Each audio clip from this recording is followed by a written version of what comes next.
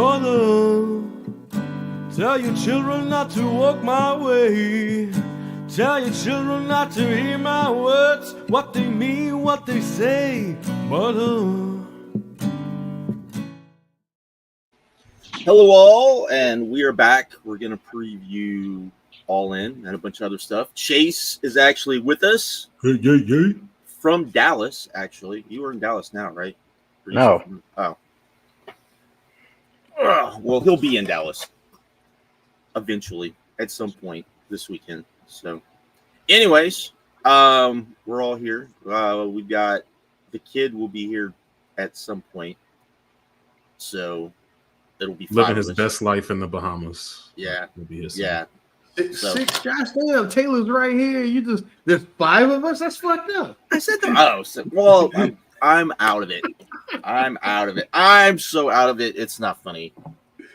I will probably make all sorts of mistakes tonight. So, anyways, it's man. Y'all check out my boy Taylor. Other way. Other way.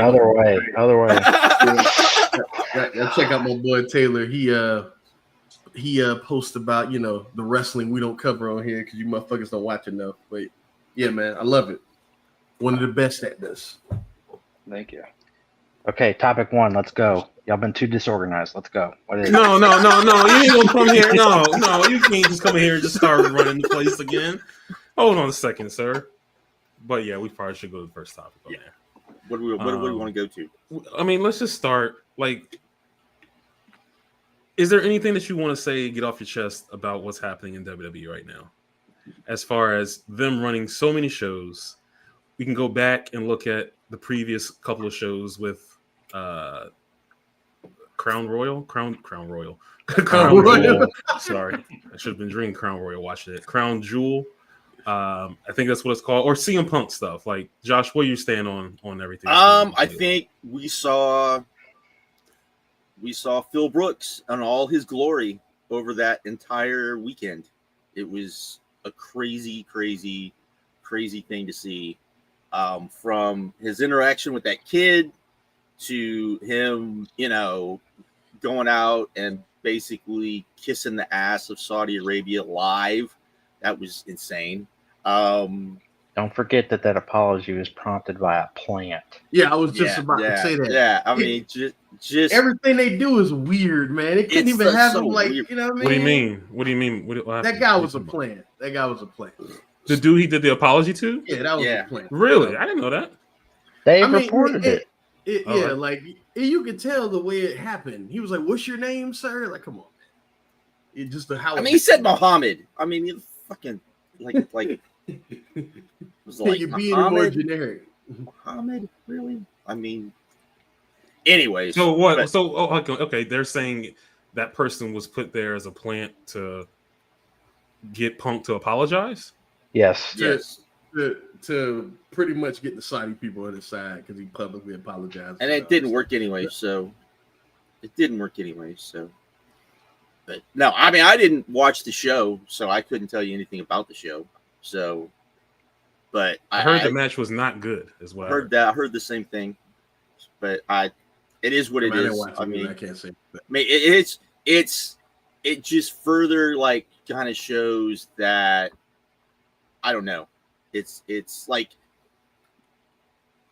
Punk is an asshole. He's always been an asshole. That's not a huge secret. That wasn't a huge secret before he even joined AEW.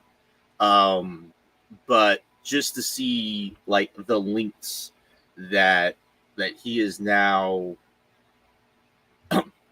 you can't take anything he's ever said seriously, ever, about anything that he's ever said about anything, because it's very evident that he's the worst type of poser when it comes to, I'm for this until I actually get pushback or until actually, it's time to actually stand up for something. So you mean he wouldn't wear an abolish ICE shirt in Mexico City? Yeah, there you go.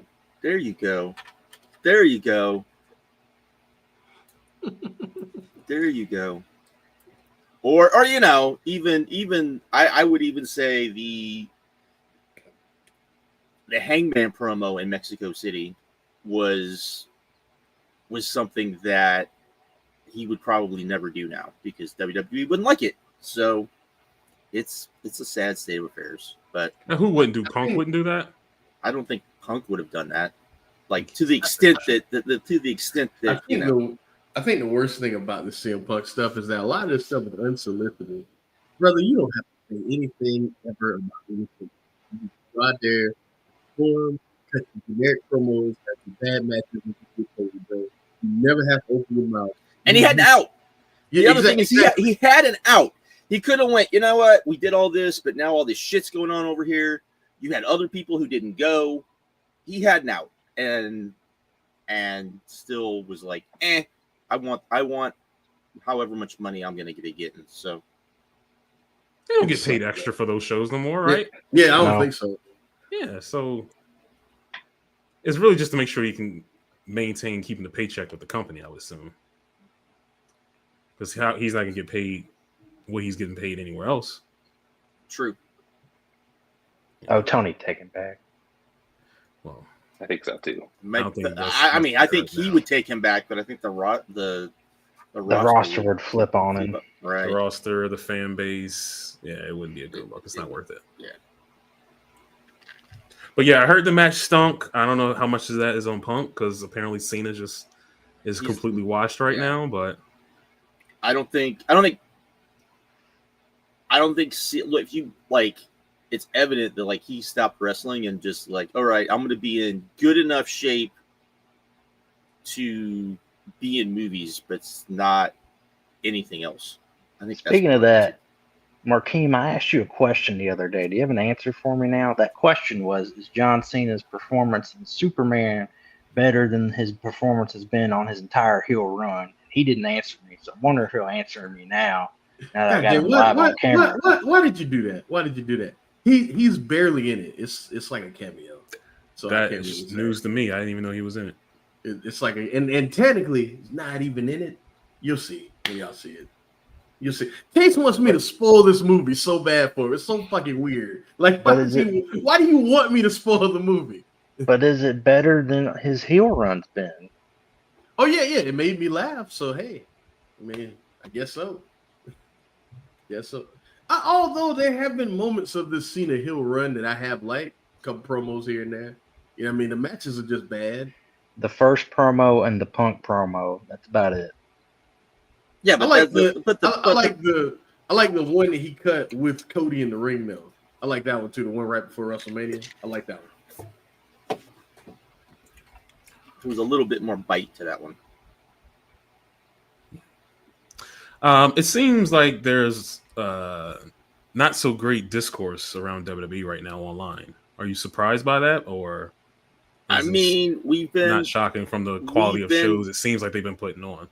I mean, we've been talking about that for how long? That eventually we could see this happening. I think it's happening faster than we thought. I mean, it was like, it's very. People can get mad. It's very WCW like in a lot of ways. Where when WCW started the downturn, it was like bad. So, and if you look, there's a lot of the same type of things. So, I mean, I think it's funny that they hate The Rock, but the only time this company is interested is when he's there. They all hate The Rock, but like that's the only time anyone gives a fuck. Well, they hate him because it seems like to them he messed up the plans, but he was really the only thing that made it interesting coming into. If he messed up the plans, then why do y'all hate the plans without him? Like, you know what I mean? Like, why do y'all still? Well, you know what I'm saying? Why do y'all hate it when he's not there? But when he's there, they're cooking and cinema and all this other shit, and it's so hot and all this stuff. But then you come online and you say that you hate him, but your actions say something else. Now, don't they? It's weird to me. Just a little weird to me, man. I mean, it's a lot of. I mean, it's not anything new. It's all talk of people online. You see, they're always gunning for women getting more chances and everything, and now Evolution is about to happen, and like it's gonna look like a bomb as far as that arena business. And I mean, part of that's WWE, and part of that's because it seems very thrown together. And you're putting it like the same night as a Beyonce concert in the same city. That's just in Atlanta, Georgia. That is so dumb. That is so dumb. How many people you think? Where do you? How many people that would go to a Beyonce concert you think would go to? I think Evolution? more Do you think than it's that much? I think it would. I think Probably the same price. Exactly. Is that what you said? it might be. Beyonce Probably cheap. about the same WWE. price. Yeah, those How WWE many- tickets ain't cheap either. So yeah, I All can you imagine. gotta do is do the math. How many seats are in that building? How many have they sold? Right. Sure. All Right, three I don't have shows those- together are less than all in. Yeah. I mean, it's crazy. Like I don't know why you would do that. That would be. I mean, that the only way this would be worse if this was happening in Houston. That would be the only. That would be the only. Like if they try to get people to not. Yeah, travel like to if Dallas she and- was putting on a concert in Houston, which means she would be at Reliant. Yeah, exactly. And in you her decided- hometown. Yeah, you. Yeah. Which means she would be playing Reliant, and that thing would be insane. Yeah, you're not. You know who loves Beyonce? Black women and gay men. You know what Atlanta's full of? Black women and gay men. This is dumb. This is so stupid, the black man. women and gay men love WWE to go see Evolution. Doesn't look like I tell you what, every single one that does is not going to be there, though. They're not going to that shit. Well, I man. mean, and where were they originally going to run this? Because they weren't going to run it here. They were going to run it somewhere else. It was smaller. Mohegan Sun in Connecticut. Yeah, which they probably, you know, how often does WWE even run shows up there anymore? And I mean, just, and it sucks because, and the thing is, the show doesn't even look like it's got more matches than most WWE shows that aren't, you know, NXT, but it's not that great of a card either. So what's the main event? they haven't said. What's the top? What would you consider to be the top? What would be Rhea and Sky, or what's the other one? Io Sky versus Beck- Rhea Ripley for the title, or Tiffany Stratton versus Trish Stratus, or the three-way. Becky Bailey and Lyra Valkyria. Yeah. Hmm. I mean, none of that makes you like jump out and Nothing on this card. No. You Waste know. my time with this. Oh man, do you know what they got? Do you know what they got instead? Well, what you What? talking about? They got Jeff Dunham instead of freaking Evolution. Oh, for the Mohegan Sun. Oh, how Mohegan Sun. Yeah. And Tony Hinchcliffe is tomorrow. oh Jesus Christ! Oh man, boy, they're raking it in up there. Dunham sells fucking tickets. That is true. That is true. Him and his It's corny, puppets sell though. tickets. It's corny though. And I'm not saying it's not corny, but it sells. As someone who loves puppet comp, I'm just saying that the dude sells tickets. Hey, I think it's funny that they had the nerve to put together this Evolution card, though. I'm not racist. The puppet said it.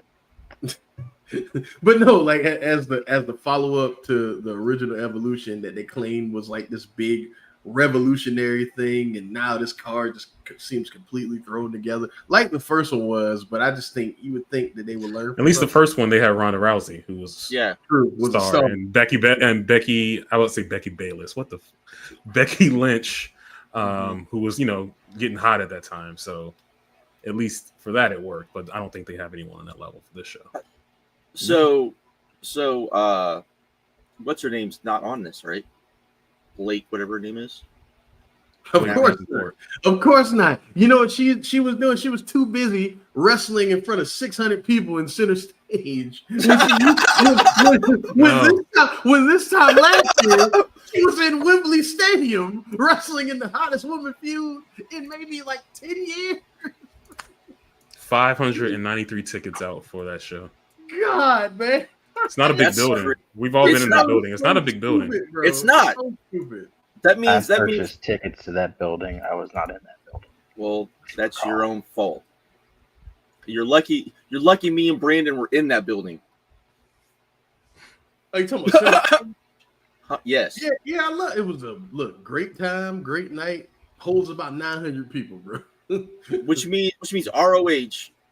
Well, let's see. Outgrew NXT with Probably no the fucking last. When was the television. last time ROH ran there? Because they've ran there since then. MLW runs there. They only did that one time, but yeah, MLW's run there. and MLW. GCW's on there. Yeah, they've run there. They've run there before in the past. and did better. DCW has sold that building out before. You know what I'm saying? This company sucks, man. Sucks, man. Anyways, what else do we want to? Any interest in Goldberg's retirement match?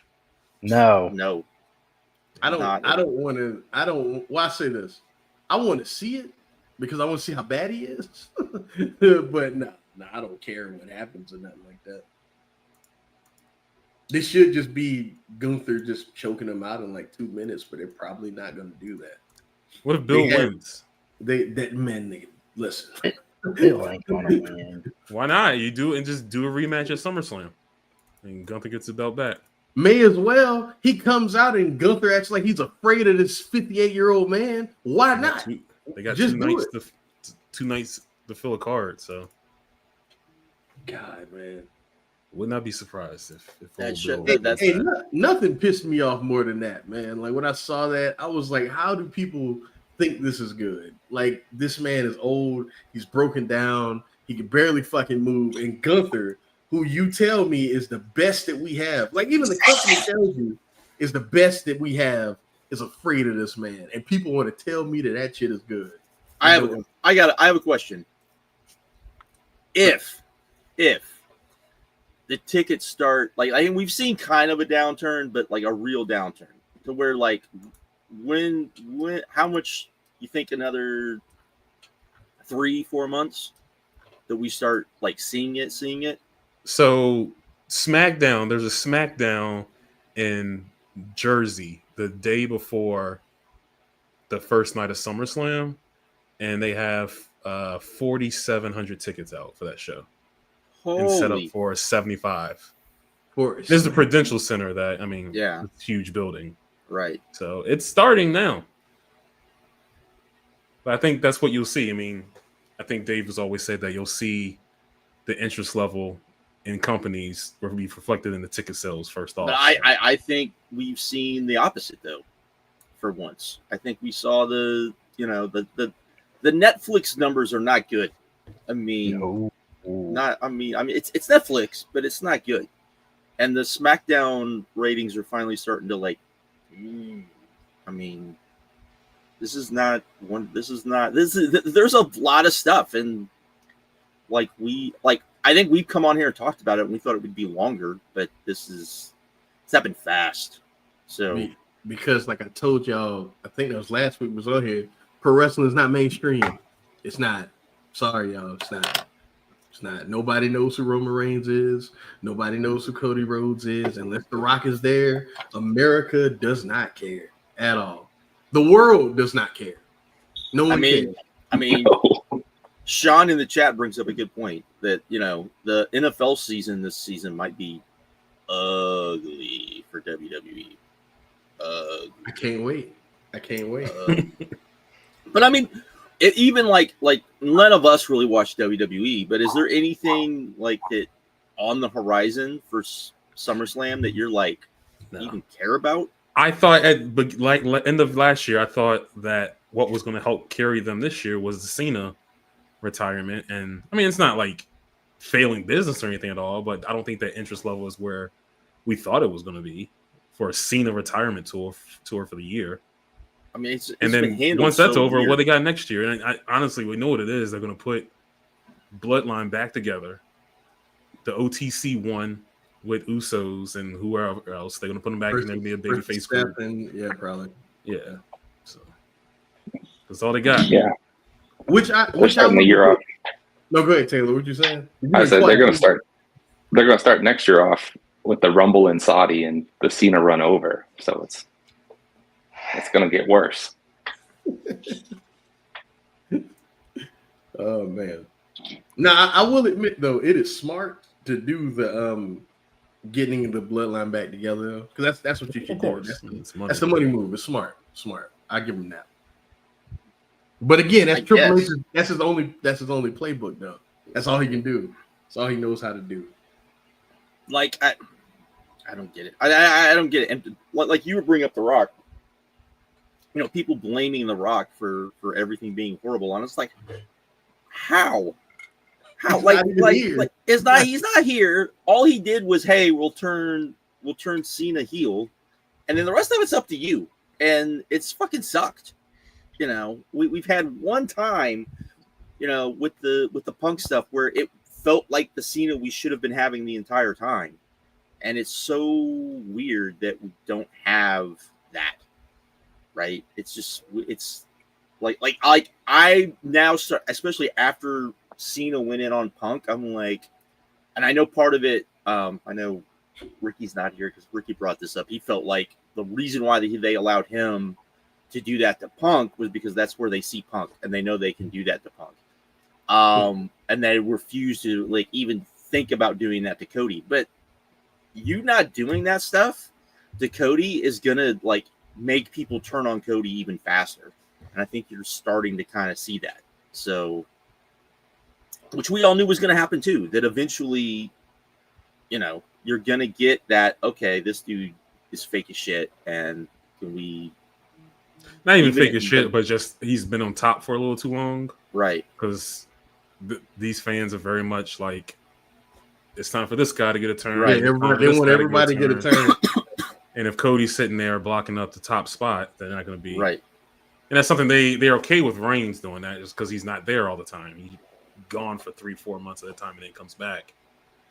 I don't think they're going to have that love with Cody. Their fans are going to be like, what about LA Knight? They're doing that with Karrion Kross. Yeah, what about Karrion Kross? Weird. These people are crazy. Weird people. These fans are crazy. What's going on with R-Truth? Oh, shit. I mean, he's feuding with Aleister Black, isn't he? That's what I read. What's going on with Aleister Black? He's feuding with R-Truth. Jesus, man. You know, because he had to go. Couldn't do no jobs in AEW. Had to go back home. Did y'all see that article that came out about, like, you know, Tony Khan is more conscious of like not doing that now and things like that? Good. That's good. Good. That's good to learn. That's good. Gotta learn the hard way, man. Oh, can't. Here's a. I know this is AEW and Ricky's not here yet, but what do you guys think about like the insanity? I think we talked about this last time too, but it's actually gotten worse since we were on last time, around just people just being weird about Mercedes, like really weird about Mercedes. That's nothing new. No, like this is like JD I took feel it like over the top today. Yeah, like they're just like, I don't get it. I don't get. You know what's funny? It's gonna sound crazy, but y'all understand because y'all watch sports a bit or a lot of bit. In a lot of ways, the way she's discussed really feels like the way like LeBron James was discussed in his prime, because you got like the people. Just follow me, Chase.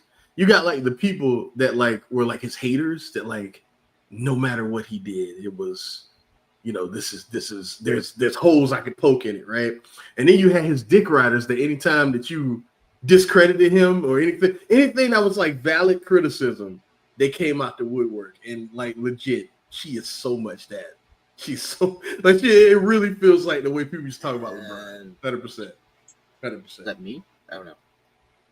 Wait, can y'all hear me? No, yes. It was good. Yeah. Okay. Yeah. Okay. I was like, what? But the detractors are definitely a lot more louder than. Oh yeah.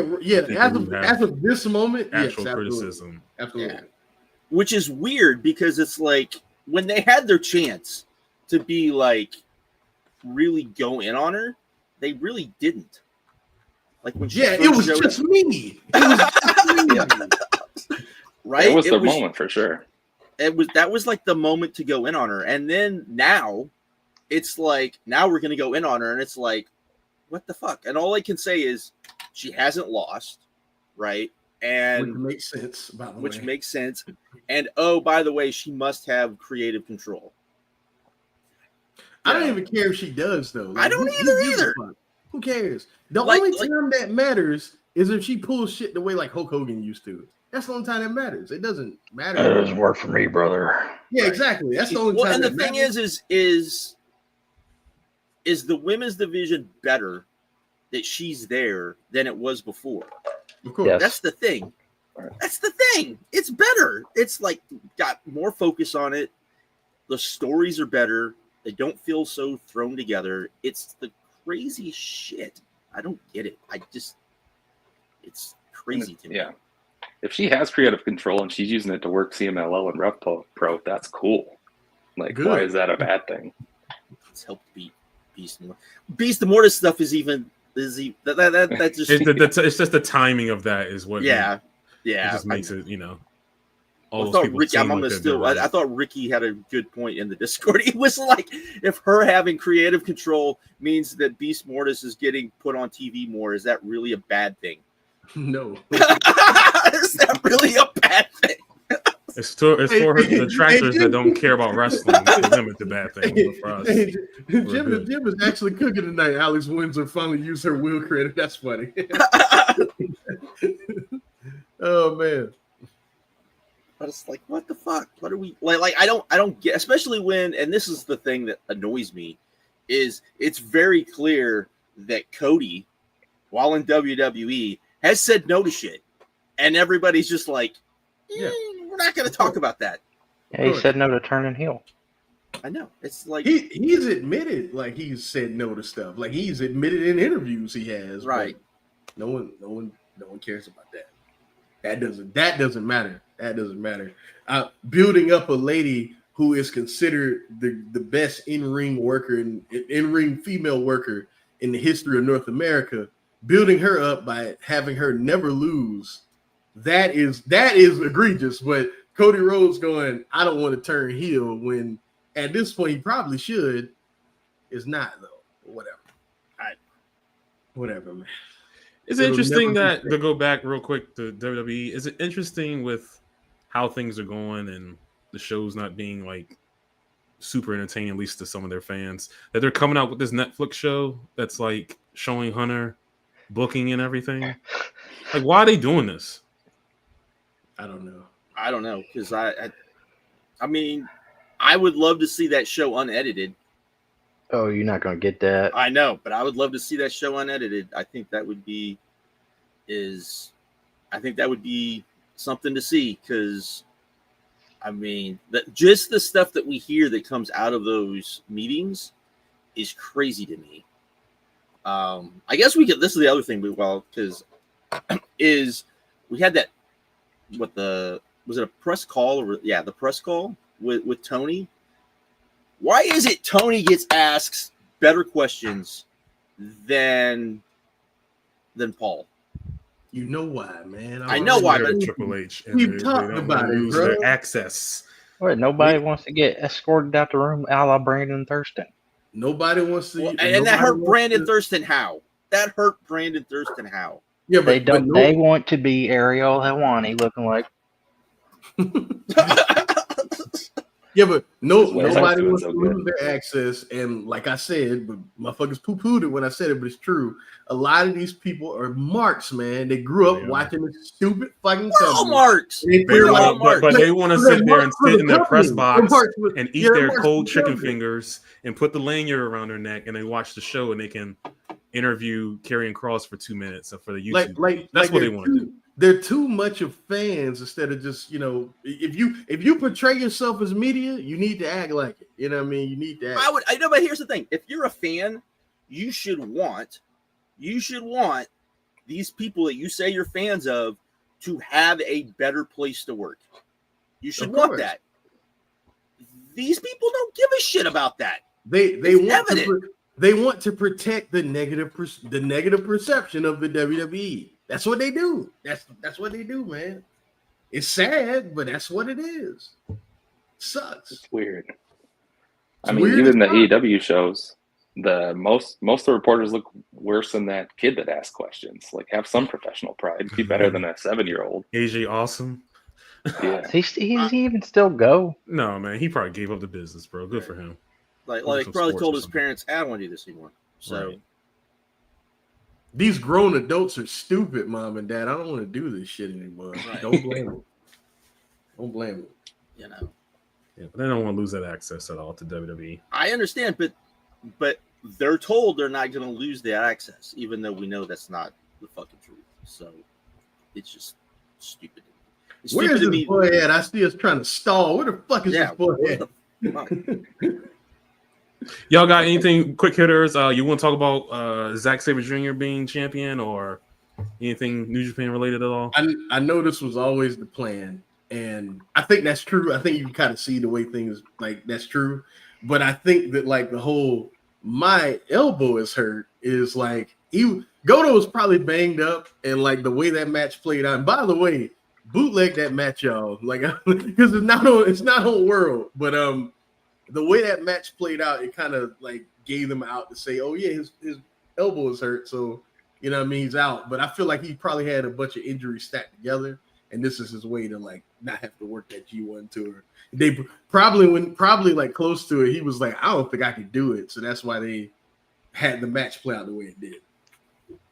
Just what what's the interest level on G1 right now? I'm about a 6 because Really? Wow, you're higher than me. after the match cards came out, I feel a lot better. You know what I mean? Just the way, because you know the booking always like they heighten the drama towards the end, right? And the way a lot of these match cards are like put together, it's like the booking is going to like, you know, kind of fall into place that way. I mean, we got to deal with Evil, we got to deal with Sonata, we got to deal with Ren Narita, but other than that, we should be fine, man. Like Chase Owens is not there, you know what I mean? So I have a question. So not to get off topic. Everything pro wrestling. What's he talking about? This Gail Kim like TNA podcast thing where nobody knew who Gail Kim was. hold on, what? Oh. That's serious? But Hold on, Vince didn't know who Gail didn't Kim see was. that at all. Huh? The only thing I saw about Gail Kim was she came out and said, "Hey, I did my hardest to make sure that the Knockouts division was in a good place," but I don't really know where that stemmed from. I'm sure she didn't say it just randomly. Somebody had to be saying something, but I did see her put that tweet out today. Hold I'm on. not sure it Help wasn't me out. Y'all put in the chat. What was the question? I don't know anything Like about it. it's let's see. On the I'm gonna need you all to cook that TNA podcast as well. And then, bro, dude had no clue what to say on the. Is he talking about Homeboy was on Arrow's podcast? Silva was on Arrow's Oh, podcast. I didn't watch anything. I just heard that they were talking about Wait, TNA what happened? getting a TV deal. He was like, "Do you think you can be a number 2 at this TV deal?" And he's like, "Yes." Supposedly they got a TV deal coming in the next 90 days. No It's good to clue believe Carlos had yourself, no man. clue how to answer what what happened with happened Gail with Kim. Gail Kim. Oh, What so maybe happened? They fired her. asked why she. Oh, was fired. okay, yeah. All right. I didn't see. I gotta watch it, man. I can't really comment on it. I want to see it. I don't watch Ariel Hawani. I don't either. I watch like I watched the I clip, used but I'm to. not gonna sit there and. I used to. I'll say that. I think he embarrassed himself during that Tony Khan interview. I was like, nah, I'm out, bro. he buried himself during that Triple H interview. What are you I talking said about? embarrassed himself, John. He embarrassed himself. Because that Tony Khan interview. Then what did he do with the Triple H interview? Oh no, he was a prop during that interview. it was designed for Triple H to talk. What he tried to do was little boy Tony Khan, and he fucked up because Tony Khan knows about pro wrestling. So he sounded so dumb. What he say? He said, we gotta hand it to Vince McMahon and WWE. I mean, they're why we are all here in the first place. And Tony was like, no. This shit was bigger in the 80s, man. It's their fault we're kind of in the position we're in. Right. But, These attitude era kids that can't let them go. fucking weird, man. And he shouldn't be. That's the thing. How many of these people who got brought in during the Attitude Era are still fucking watching? And yet this is what Not very many. Yeah, not many. My sister was heavy into that shit. She'll see something and ask me about it. Like she don't care. Right. No more. Honestly, she watches more of AEW than the WWE because my brother-in-law, he watches AEW and she'll walk by. He watches both for some stupid fucking reason. but she'll walk by the TV and she'll see like something crazy happen, and she'll be like, she'll sit down and just watch the show with him. That's what she's more apt to do. When he has on Raw, she don't give a fuck about that shit. Like she called me one time, she was like, "How do y'all watch this?" I was like, "Easy, Shaq. I don't. That's how we watch it. I don't fucking watch it." Yeah. They ain't no Attitude Era fans watching this shit now, man. None of them. So, how many the new fans for this new boom period? Like, do you think that a lot of those people are gonna end up stop watching it? My nephew, who again he's been watching for like the last like 8-10 months. I can see him like when there's being like a downturn, like just being out and going doing something else. Yeah. I think man, that always happens. I mean, like when the Hogan era ended, right? In WWE, you had that massive downturn. But you had all these fans that were brought up on, not just WWE, but also everything else too. So it's just you had that fan base, which I think is what helped ECW at the time, was that you had this fan base that were big into pro wrestling, but the pro wrestling they were being given sucked ass at the time. So I mean, people need to go back and watch that like early mid 90s stuff in particular. That shit is not good on both companies. Not good at all. What are you talking about? You mean like what around what years? What like 90, probably 93 to 96? Okay. I was about to say, if you start including something that includes Beach Blast 92, we're I was about to say. I was like, when he said earlier, I was like, you can't be talking about 92 WCW. No. I'm talking like 93. 93, yeah. Yeah, 93 to, probably what, 90, Scorpio! 96. So, but I mean, they weren't making money during that period, so, but it was good, fun to watch. That's I don't care. I've never cared about that, man. I care because I did, you want the good stuff to continue, but true. That's true. That's true also. 92 WCW, underrated time period in pro wrestling. Sting versus Cactus Jack Falls Count Anywhere. One of the best matches you'll ever see. No it's my favorite thing. Before last year, or year before last, year before last, it was my favorite Sting match. So 2024, Marquis. There we go. Last year, yeah. Then last year. We're waiting for Kid. There is a show tomorrow. There's the Ring of Honor Supercard of Honor. True. Yeah, which we couldn't get freaking tickets to. Yeah. Pissed about You got to go to the. You got to play Griff Garrison at beer pong to get into that building. Hold on, what? What's going on? You have to buy a VIP package because like the single tickets they went out were extremely limited and they went like that. But what's about Griff Garrison and the beer pong? I think I could beat him. Like when can I do that?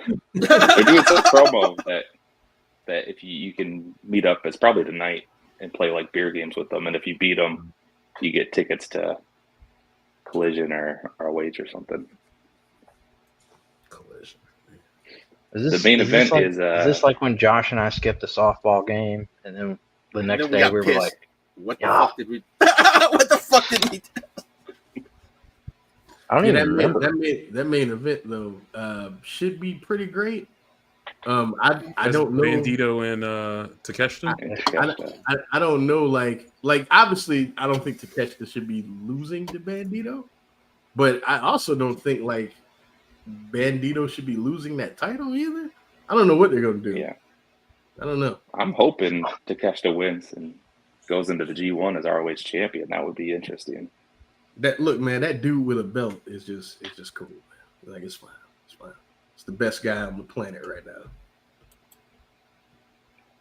Anybody gonna argue that? What, Takeshita is the best in the world?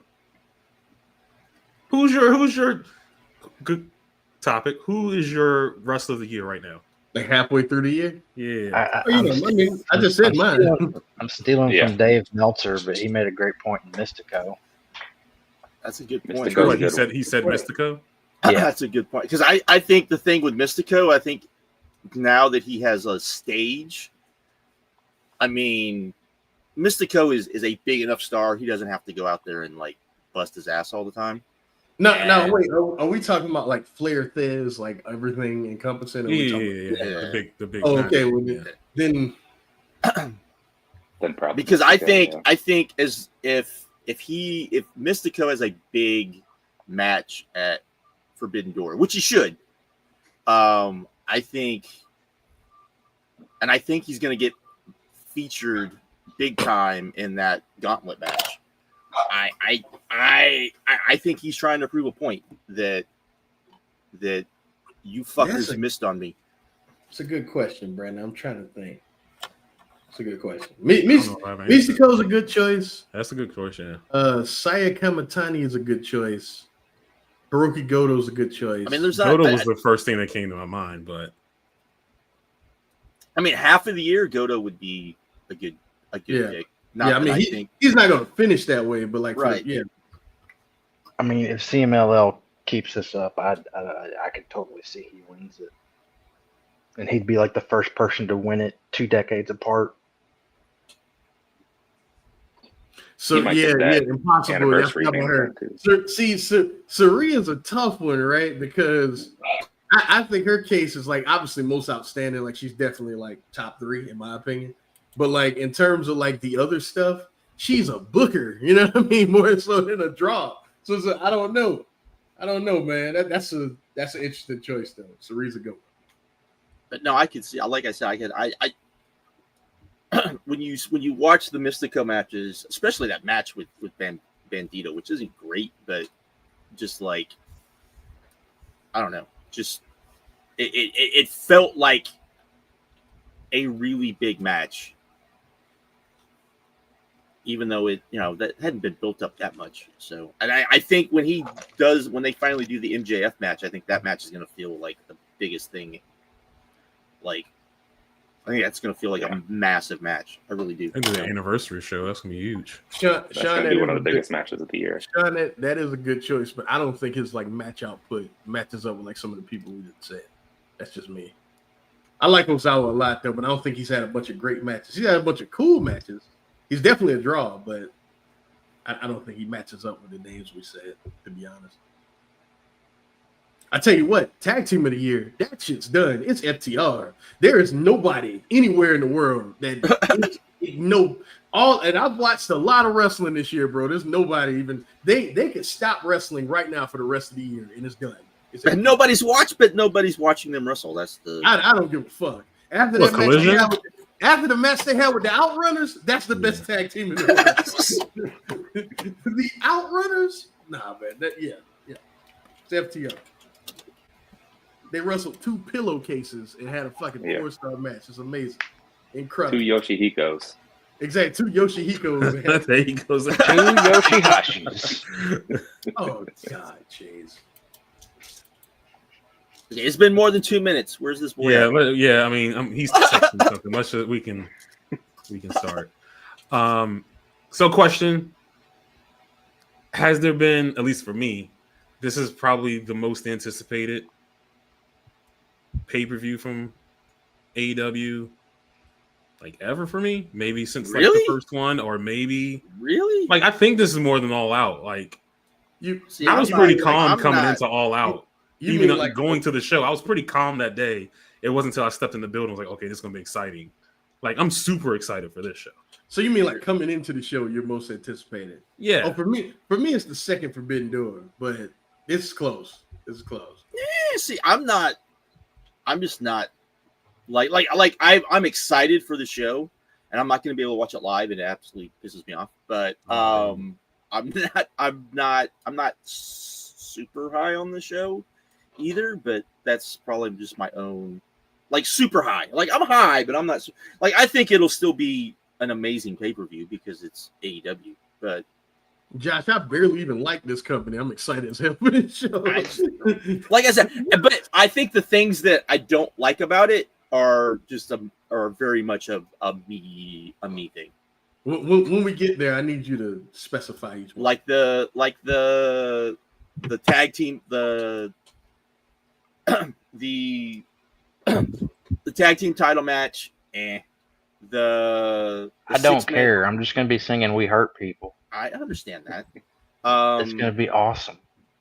Like Cole and Fletcher should be cool, but I'm not like super excited about it. And then like I like the idea of the Young Bucks match, but I'm not uber excited about it either. So, First off, what's up, kid? How you doing? Secondly, Hey, what? I'm just not like I'm more interested to see like what happens after than I am like the match will be amazing. I have no doubt. Like, what is happening? I was gonna say, what the fuck is going on? But it's very much to me. This is very much the match where it's like, all right, this is kind of cool, but at the same time, it's very much a match, and it's going to be awesome. But then everything that comes after it, it just seems out of place.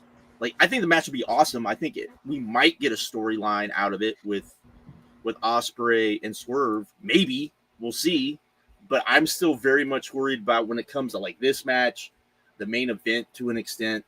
That really that those two matches in particular are just going to be used as a way to lead up to Blood and Guts, which we've all talked about is going to feel super forced.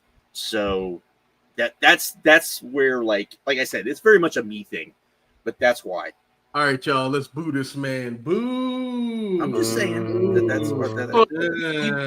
But like I said, I expect like if the match isn't just amazing, I will be shocked because I think once they get in the ring, it'll be like amazing. But just from a, it's just very much like it's a match that's happening, but I'm not overly excited about what comes after.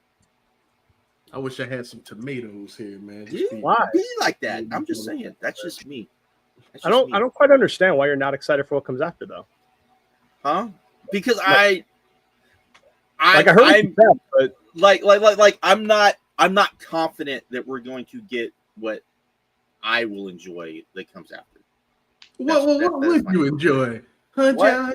Like What I don't would want you so enjoy? here's the thing. I don't want one of my problems with what looks like is going to happen after this is, and I know this is a very much me thing, Ospreay can't wait another year. That's so stupid. Why you say that? Though? Because I think He's gonna wait another year. Yeah, he's gonna have to wait another year. He's gonna wait another But hang on. But why is it stupid? Because I think you're set because you're gonna miss the time when you should have put the belt on him. I don't think it'll hurt him entirely, but I think. So you think that it would have been better for them to? Y'all kept saying this, bro. Because so I do. Because you think. Because I think I love Hangman. I'm really scared they're going to put the title on him, and this title reign is not because it's going to be overshadowed because everybody's going to be like, "Oh my god, you're stealing my thunder!" Damn, wait till the main event. God, that's where I was going. Wait on. What are we on? Are we on the main event? Or are we on the No, go with the main event. We're there. Go with the main event. Okay, so I asked Josh what on the show he wouldn't like, and he started talking about tag match. So all right. So Josh, let's talk about the world title then in the main event, because it's relating to what you're saying. Because I will get back to the tag match because I still maintain that the Bucks are going to lose this match. But before we get there, Markeem, because you've teased it on the Discord, what is your fear about Hangman? Because you seem to imply that you think Hangman should win this match and have a short title run. Josh pretty much did it. So I think the appeal of Hangman Page is the fact that we all see ourselves in Hangman Page. He's a bit of a lovable, like flawed human being, kind of a failure. When you put a belt on him and give him a long title reign, that means he's an ace. And I don't think Hangman Page, yes, motherfuckers, is an ace. Just this current iteration of Hangman Page, I don't think he's that guy, bro. Especially if you have Ospreay in that company. And I think like we're all going to be excited when he wins the title. I think he should win the title. I'm not saying that, right? But I don't want him to have this long title reign where, like, okay, who's going to beat Hangman? Who's going to be? I think the chase is always better with that dude than him being the fucking. But you don't think it's better now if he becomes champion versus when it happened a couple years ago when he beat Omega? Yes, like he's way more established now and way more a believable champion. Of course, but like I said, I think because he's so flawed and all this other mental health stuff with Hangman, I think it's better if he triumphs and then fails, triumphs, and then, you know what I'm saying? I think that should always be the cycle with Hangman Page. That's just my opinion. So would you propose the theory that we talked about after Double or Nothing, that I don't think is going to happen anymore, but we speculated on it, that Hangman could win the title and then lose to Ospreay like immediately in London? Like, would you be okay with that? I wouldn't necessarily mind that. I wouldn't look, I'm in that tag match, right? And we're gonna talk about it. Like, kid, I'm not even against like your like logic of like, you know, them just paying off that storyline. I think it's more interesting if they don't win. You know what I'm saying? If they lose. That's just me. I think it's more interesting if Will and Swerve lose, you know, just for what the booking could be. That's just me. I get the intrigue. I don't understand why all these internet fans like so badly wanted to see Swerve and Hangman at All In, and now you're just okay with Swerve never facing Hangman for the title when Hangman's champion. I just what? No. I would, but see, the thing is I think with Hangman, it's not even that. It's just that I think if you wait a year for Ospreay, I think that's too long. That's my thing. Yeah. I think that's too long. I think Ospreay. Now is the time for Ospreay to be champion. And I've been saying that for a while. You know, I thought you wanted Swerve to be champion, but I wanted Swerve to be champion to lose to Ospreay. To lead to Ospreay. Yeah, Josh was always clear that it was to lead to Ospreay. I'll give him that. It was to lead to Ospreay. I thought he should have been champion before now. You know, so to me, because one of the things I understand that you're not supposed to do this. You're not supposed to pay attention to what the other company is, but you are the number two. You do have to be, I think, conscious of what they're doing big picture, of what WWE is doing big picture, and your champions have to be different. I think that's one of the big things of like being different. Your champions have to be different. This crowd loves Hangman. I understand that they love Hangman. But are they going to love Hangman in like 4 months? He doesn't need to be champion for a year. But I'm scared they're gonna make him be champion for a year and then lose to Ospreay next year. I think that's a mistake. To be fair to Brandon, the stip is for Ospreay and Swerve not to challenge for a year. That doesn't necessarily mean Hangman has to be the champion when they finally challenge. You know what I mean? No, I get that. I'm scared that we're gonna get now we're gonna wait a year for Ospreay, and if that happens, I think that's a massive mistake. I think if they wait a year to crown Ospreay at Wembley, Hangman can't be the champion, because then you're going to get to a point where people want Hangman Swerve again. Look, so Hangman would have to drop the belt. Go ahead. I think it's very possible. I don't know how you would feel about this. That Ospreay and Swerve win this match. That stip doesn't apply, but they still wait a year with Ospreay. I think that's very much that's my thing. As I think we're gonna wait a year, and it's gonna be like I think that's too long. I think now is the time for Ospreay, and I think Ospreay is a different enough guy than what WWE would give you in the main events, right? Because I love Hangman. Hangman's really good at brawls, and he's very good at like a regular match. Ospreay's just on another level than just about anybody in the business. You put him in the main events, those matches are going to be, literally probably match of the year contender every single time, especially put him in the main event and he knows he's the guy. He's going to go out there and probably try to kill himself, not going to lie. But at the same time, I think you get a level of main event that nobody else in the world can come close to, that separates you definitely like, hey, these main events you have to watch these pay-per-views just for these main events. To me, that's kind of why I think Ospreay should be champion. But I'm just scared that they're going to wait a year. And then in a year, it's going to be like, I don't think it hurts Ospreay, but I don't think it has the same impact. And I think that's something that AEW is so, like, I think they need like Hangman winning is going to be a great moment in all of this, but I still think they need a super impactful thing to happen that gets people even more juiced than they already are for the product. To what Tay was saying, and like there's a bunch of reasons for this. I don't think you're getting face Hangman champion for a year. Ospreay beats Hangman. Like I know, I don't. that's not But really how I'm just they work. saying, I'm scared. I'm scared of that happening. Is the thing. It's not. You should use this time if Ospreay and Swerve lose and they can't challenge for a year, and I think a lot of people automatically book the Owen final for next year to be Ospreay versus Swerve, which would be fine. But wouldn't you use this time to maybe elevate some other people? Because my thought would be like they did, the first title reign for both Hangman and Swerve wasn't necessarily like their like main title. It was the title reign to make them bigger than what they are. And I think that you can potentially do that this year with someone else. And my first person to come to my mind would be what the hell is his name? Fletcher. So if you use Fletcher and maybe give him like a short title reign, like towards the end of this year, and you go into All In next year, and it's these two rivals, Fletcher as champion versus babyface Will Ospreay, something like that could definitely work. And I think that could be able to still have that juice. You gotta build Kyle Fletcher in this year's time, though. You're using that title reign to help build Kyle Fletcher, and now he's going to always be a player. Well, let me ask, because this is thinking about like how like my nightmare scenario would work. What if you then gave Ospreay whatever title is going to be after the Omega Okada match, and you have him beat one of them, and then he has that title during that whole period, and you basically do what we didn't really get, which would have been the Okada and Nakamura scenario, and then they actually have a match, not a unification, but just a match at that point. That's the only way I can see if they wait a year. Like I said, I'm just scared they're going to wait. I'm just scared they're going to wait like a year, and that bothers me.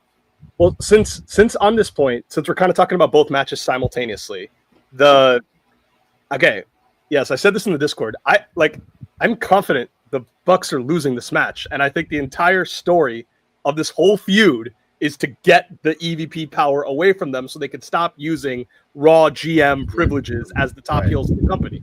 And I think we all thought this for months, ever since that Bucks Swerve feud started at Dynasty.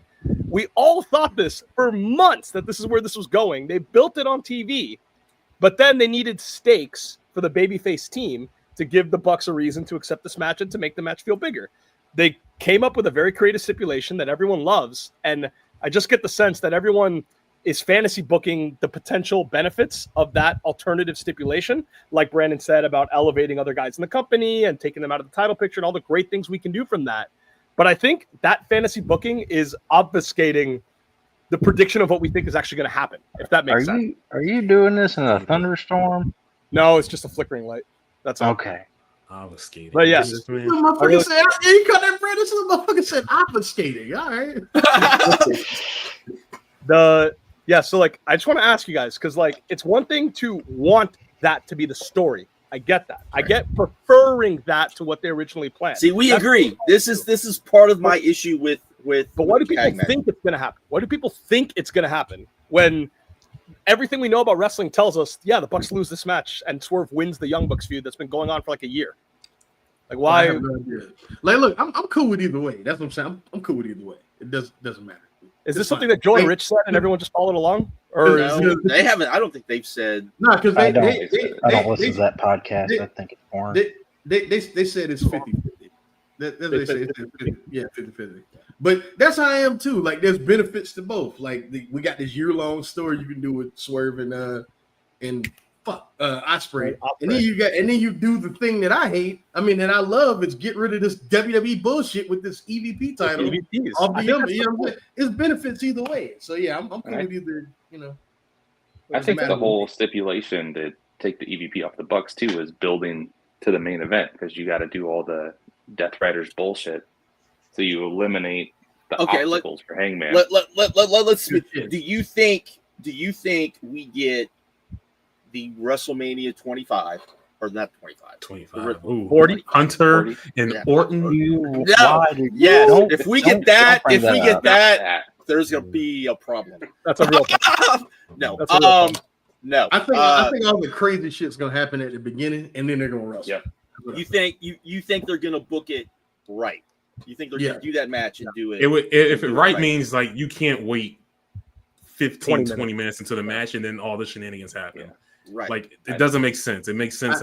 Start stuff immediately. I feel like Heyman is gonna come out with an army of AEW people after, and then Mox is gonna come out and the Death Riders are gonna be like, holy shit, what do we do? And then I gonna have what I'm saying? The guy has to come to the ring eventually, and then we get our match. That's what I think. Because I still think that, especially the main event, I think we get but then I think it leads directly to whatever. I know they haven't even announced when they're doing Blood and Guts or if they're doing Blood and Guts, but to me, that's the finality of everything would be Blood and Guts. But I think that in a lot of ways, you kind of need to book it that way to where it's just complete chaos through the whole match with everybody kind of getting involved and it really being, the war for AEW in a lot of ways. But it has to be booked right. You can't book it like that overbooked nonsense, which, by the way, we all defended, by the the way. I would like to point that out. I think that sucks, personally. You talking about that 40 match? Yeah. I liked it. But we all came in here and said, for what they were doing, it was fine. And I say that Undertaker's spot that made no sense. Well, an Undertaker being dressed in his 6 feet under promotion. Yeah. That was bad too. That was bad. But we all can, because I want to say that because people are going to be like, hey, they did the same thing and you guys didn't bury it. I was like, yeah, we didn't bury it when WWE did it either. So it also fits what they do. That's different. Right. Like, I don't want this company doing wait for Bill Pop, wait for inch. I don't want that to happen, bro. No, not this place. No. What is the finish? Because I know I caused the stink in the Discord like last week when I was like, why are they making this a Texas death match? I feel like that's not good for Hangman. I do think Hangman's winning ultimately, but like, what is the finish here? Because it just seems I heard people say that since they brought the chain back, that it might be we might get that spot again, the Revolution spot. Yeah, and that's how it ends. I can see him now. John, you son of a bitch. Die. I wouldn't hate that if they ran that finish back. I wouldn't hate it. It's just it just seemed like buckshot 1, 2, 3, massive ovation. Right. Just seemed like the clear, obvious thing to do, and now we're not getting that. Or you can do a couple buckshots and then he can put them in the bulldog choke and pass out and it's over. That'd be cool. Now, or they could do something where like he is damn near about to kill Mox and then Mox goes, no. I mean, this is what I will say. At a match like this, I do trust Mox to do some creative shit and to have us kind of I have faith that they will do some creative stuff. Let me put it that way, and that the finish will be fairly well thought out. But I agree. I think it seems I would have liked it to just been a regular match, and like you said, but the Texas Deathmatch stipulation. But I also wonder if they threw that in just to like give people a little bit of worry about about the result. About the result. So I'm gonna be a dick. I actually want John Moxley to actually win this fucking match. He's not going to, but I would love it. Why? Because of the chaos? Yes. Okay. Yes, man. But Markeem, like if he does, if you want Moxley to win, then you have to have Swerve and Ospreay win that other match, then, right? Yeah, of course. You're not going to get all three of them out of the title picture. Of course, obviously, of course. Okay, fine. Well, so what would you do with the Death Riders then? Just Ospreay or Darby or? It got to be Darby then. I mean, if they're going to do that, then it's got to be Darby, and then Man, but could you imagine the internet if John Moxley just pins Hangman Page? Oh, there's no pinning. There's no pinning. You know what I mean. You know what I mean. Choke him out. The Revolution finish in reverse, which would actually make a lot of sense. Yeah. I would. Oh my god. Why do you want bad things for our community? Why do you want us to like be mad and fighting that he's getting from Joe and Rich? That he's getting. Right. No, they probably want it for the discourse because people are going to pay. No, I mean they said give us no money for this. Give us no money for this. No. They all been said, hey, for our business, we want John Moxley to Right. win. People want to listen to him bury. When they were previewing the shit at the end, Rich goes, "Please, John Moxley, take it home for her." That shit was funny as hell. Because it's clear Rich is seriously on that verge of, you know what, the shoot job is gonna go away. It's very clear that he's almost there. You know, Yeah. I think it's going to be that, you know, that pop that kid is looking for where he says hit the buckshot 1, 2, 3, get the huge pop. I think you're going to get that when they open the briefcase up and they bring in the title out. So I think that's when you're going to get the pop for everything. Do you think we get a new title? No, you can't change No. the title, man. You can't change it. What? No. But Josh, are you saying that there's actually a new championship in that briefcase? It's not the old AEW championship? Right, that there's a new championship in that But briefcase. wouldn't it be modeled after the Death Riders? Or I guess. I mean, we don't. I'm just saying that I wonder if that title's too gorgeous, man. You can't change Well, it up. My one problem with the briefcase is that key is around Marina's neck, right? So you would need, in theory, like Hangman's, like in theory, someone's got to confiscate that key from her. Willow Nightingale, after she kills her, goes, Why Hangman can't do it? He beat the shit out of her last week. Yeah. Hangman just like pulls it off her dead body after the bell has rung right, and slowly right, goes to the briefcase and opens it. I'm just curious how they execute that because it's curious to me. That's all. Are we gonna have some order in this court? Okay. Oh, shut up. What's the next Shut one? up. You have to talk about those two matches simultaneously. They impact each other. Chase even has know where waited we're at. weeks. Chase has waited weeks. Weeks. Both matches Y'all been out of control. We should talk about the women's match probably next. Sure. That's I think this match is going to open the pay-per-view. Oh my God, this nonsense again. You said nonsense. I was right last time. I'm kidding. I'm kidding. This match is not going to open the pay-per-view. Excalibur What are you- to book in the show. This match should be awesome. I think there's a chance that this is the best match on the show. Like a meaningful chance, not like a once in a blue moon. I think. I think people are going to be super in. I think people are going to be super into this match. Can I be mean for a second? You're always mean. You're on the hater side, so go ahead. No. Hey, I just came on here and defended this woman. All right, so I think Toni Storm has been phenomenal during this whole thing. By the way, incredible. One of the best promo when it comes to best on interviews at the end of the year. I probably vote for Toni Storm at this point, to be honest.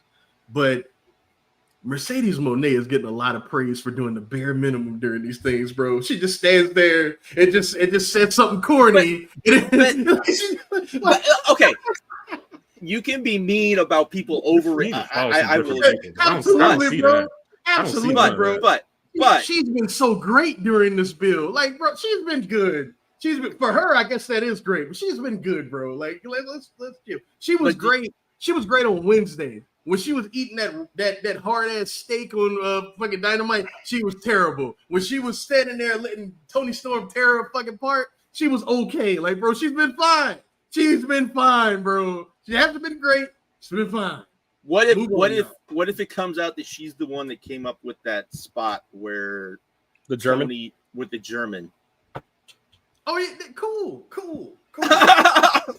I want to know who came up with that spot because that was a lot of this is relied on her. Like, a lot of this is relied on her talking, and that's all been, y'all know she can't. So why are we ready? Now let me ask you: Do you think she goes out and tries to kill herself? Of course, the match is going to be great. Yeah. Like, do you think she's more reckless than she normally? Do you think she literally goes out? Yes. Yes. Absolutely. She knows Toni Storm will, and she will try. They will both put on an amazing fucking performance. I have no doubt about that. I think that's the culmination of her whole run too. I need her to lose though, bro. How to Kid's point, her with all these belts, standing in the ring, cutting these bad promos every fucking week. It's everything I hate about this company in one person. I do not need that, bro. I do not.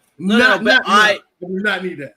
No, I do think that her losing is better because I think it allows her to do the things she wants to do, like just taking on random people all over the world. Yeah, right. I think it allows you to do that, and I think it it gives you the chance to do a second match, which is what you want to do. Yes, and you can win the second match, but I don't need you to win this one.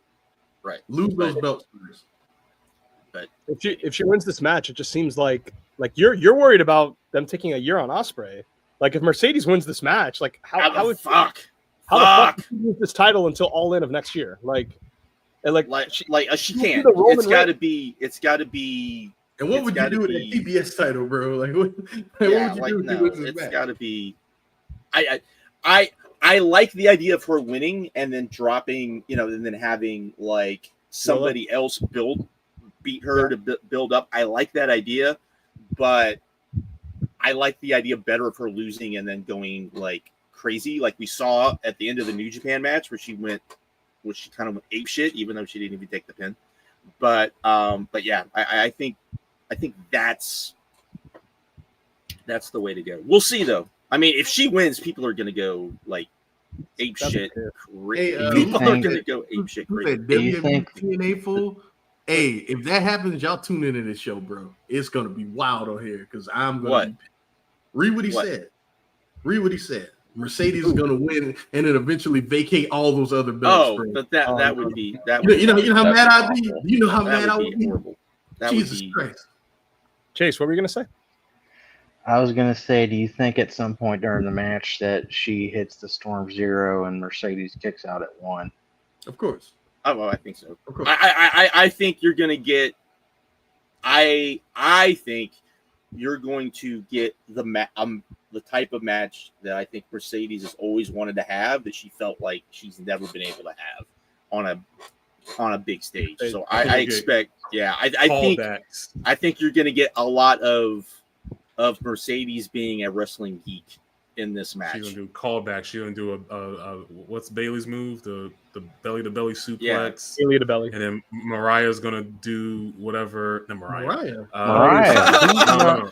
Tony. That person's gonna do whatever Mariah's end. finisher is. She's gonna do that finisher. Yeah, they're gonna. Yeah, there's a bunch of callbacks in there. Yeah, they're gonna be. I think this is gonna be very much a wrestling geek. 2 wrestling geeks going in there and having a wrestling geek match. Hey Taylor, is it going to be better than Sabre and Shuri? The second one, not the first one. Would it shock? Man. Do you think they both have set a state? Do you think just mentally? Do you think they both really want to have like the best women's match? Something up there. Mercedes needs to redeem herself. Even though I don't blame her, needs to redeem herself from last year's match. All in. Yeah. Which I just watched it. It wasn't horrible. It wasn't bad. From what we know now, it probably wasn't her fault.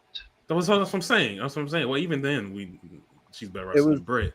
But I'm thinking that she wants to probably redeem herself on that big stage. It's like, hey, let me get something where people are actually like I know, talking about that match. Fact, both of them are like plugged in, and they see like the Renaissance in Japan. I brought up Saya Kamatani. They're watching those matches, bro, and I know they're gonna go for it. I know that. I'm not worried about that. I know all the best women's matches in AEW have all been hardcore matches, so I think they can easily set the best normal women's match in AEW history. Of course. In fact, I expect that. And do you think this will be, speaking on that point, you think this will be stiff? Of course. Yes. You think they're going to go out there and? I mean, Tony is Mercedes going to ragdoll. No, but I know, but like I mean, Mercedes can be stiff too, and she seems to like it when it's like a little, I think that's why she got kicked in the head by Mina Shirakawa the other week. Yeah. Oh yeah. I don't think either of them will be as stiff as Queen Aminata was to Tekla though. Did you see that worked out. Mouse on her eye? That worked out. So that worked out. I think they got to pack with each other. Like, yo, we got to stand out. Like, let's just go beat the shit out of each other. So right. Good. I want to see it. I will say, I want Tony to win like badly. Like I think it would bother me more if Tony loses than if Hangman loses. Just because I know like if Hangman's losing, then Mox is losing like next month or 3 months later. I agree, Josh. It's a mistake. It's a mistake. It's a mistake. But I know it's coming soon. Whereas if Mercedes wins, I feel like I'm stuck with this for a year, which I'm not thrilled. Right. No, if you have Mercedes win and she's the champion for a year, and you don't have like Willow or somebody beat her within the next like 6 months, that's a massive mistake. So, and before we get to, because I know Chase is probably going to go to Omega, it is interesting that the fresher opponents in this match are actually probably for Tony. We have not seen Timeless Tony against Willow, against Stat, against Athena, against Jamie Hayter. All 4 of those people have wrestled Mercedes recently, like in the last year. Like, because Tony spent all that time with Mariah, that she actually has more opponents left than Mercedes. Point, yeah. Way more interested in Mariah too. True. You're right, kid. Mercedes has actually been around the world wrestling on her fucking. That's a good point. In this company and in other companies. You're right. I didn't think about that. That's a good point.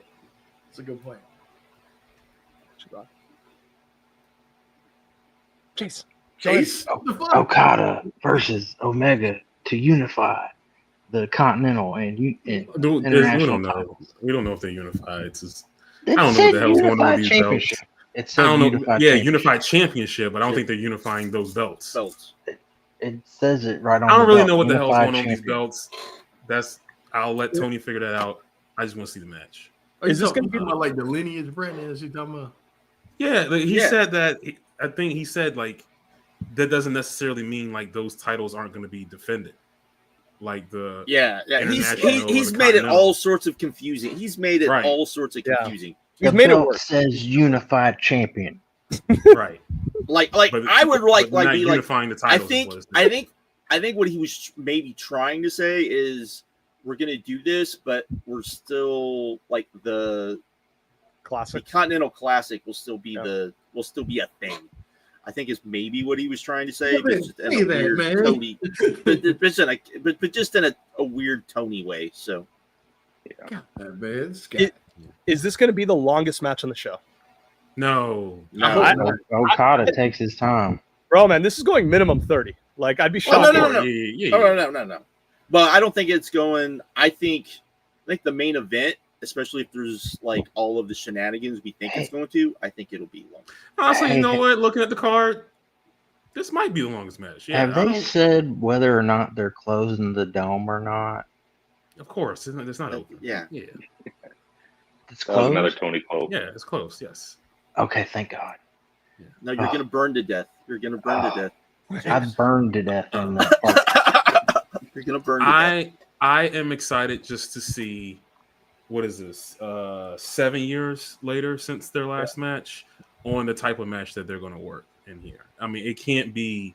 I mean, it could. Maybe, I don't know. Maybe they got a minimum, but I just think it's going to be definitely a different match than what we saw back in New Japan. I'm excited to see what type of match they wrestle. I expect it to be great. I think if you go in expecting it to be amazingly super, I think you're in for a disappointment. It could be. But I'm saying if you go in expecting that, like if that's your bar. But would that be wrong considering what we've seen from those guys together, and then what we've seen from them individually recently? Like it still could be an excellent match. Yeah. Okada brought it against Ibushi. That was refreshing. Good to see. Man, I can't expect 2018, bro. I can't expect that. But it should be great. Brandon, you and I watched that match live. I don't expect we're gonna get that. But I don't think I would expect their best match personally, but I would expect a greatest hits album. Yeah. There you go. Yeah.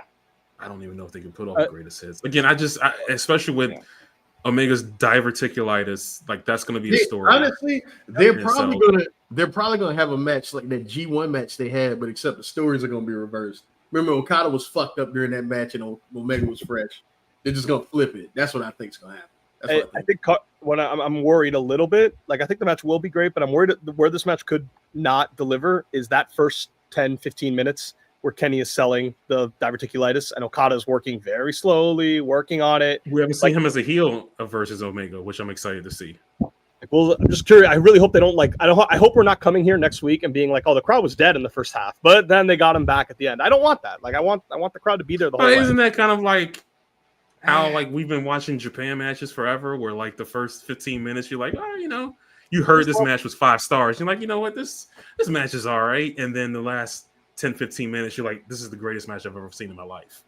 I feel like there's love to it. That's the style I feel in love with. I mean, I'm fine if they do that, but then the things that are in that first 15-minute match have to mean something at the end. It has to. There has to be. Yeah, they have to tell like an actual match story, and then we'll have people say, "Oh, well, it was a 35-minute spot fest," because that's they didn't sell in the last 10 minutes, man. Right. Whatever. I don't know that Kenny has the explosion to really make that like first 10-15 not lull if he doesn't have that explosive moveset. I don't know if it lulled that much during that match he had with what's his name? Gabe Kidd. At Russell, Gabe Kidd. But he cheated though. They just did plunder and he cheated. Yeah, that was a hardcore match. That was a hardcore match, man. Cheated. I think this match, especially after seeing the video package they did on Dynamite, I think this match has to be the match where Kenny finally lays out Don Callis, like one winged angel, like something that will get the crowd to explode. I think this is the time for it. I don't know when else the moment would be if it's not for this match. Oh yeah, he's never actually got him. He's never actually laid him out, and it feels like this is the time to do it, to really like do something heinous to Don Callis, to a big reaction. And I think Okada's winning, so that's a good little distraction. You get the Callis pop and then turns around. Yeah, Brandon, Chase, what do you guys think about that too? About who wins? Because I'm like really torn on it. No, I would probably lean towards Okada, honestly. I think Omega's going to win. I don't think he should though, but I think he will. But I don't think he should. I think Okada should win and then eventually lose it in the classic. I think it depends on what you're going to do with Kenny. Not with Kenny, with Takeshita. I think that they're setting something up there. So yeah, because he said to Okada, "Remember, this is only temporary." And Dave Meltzer thought he said, "Remember February."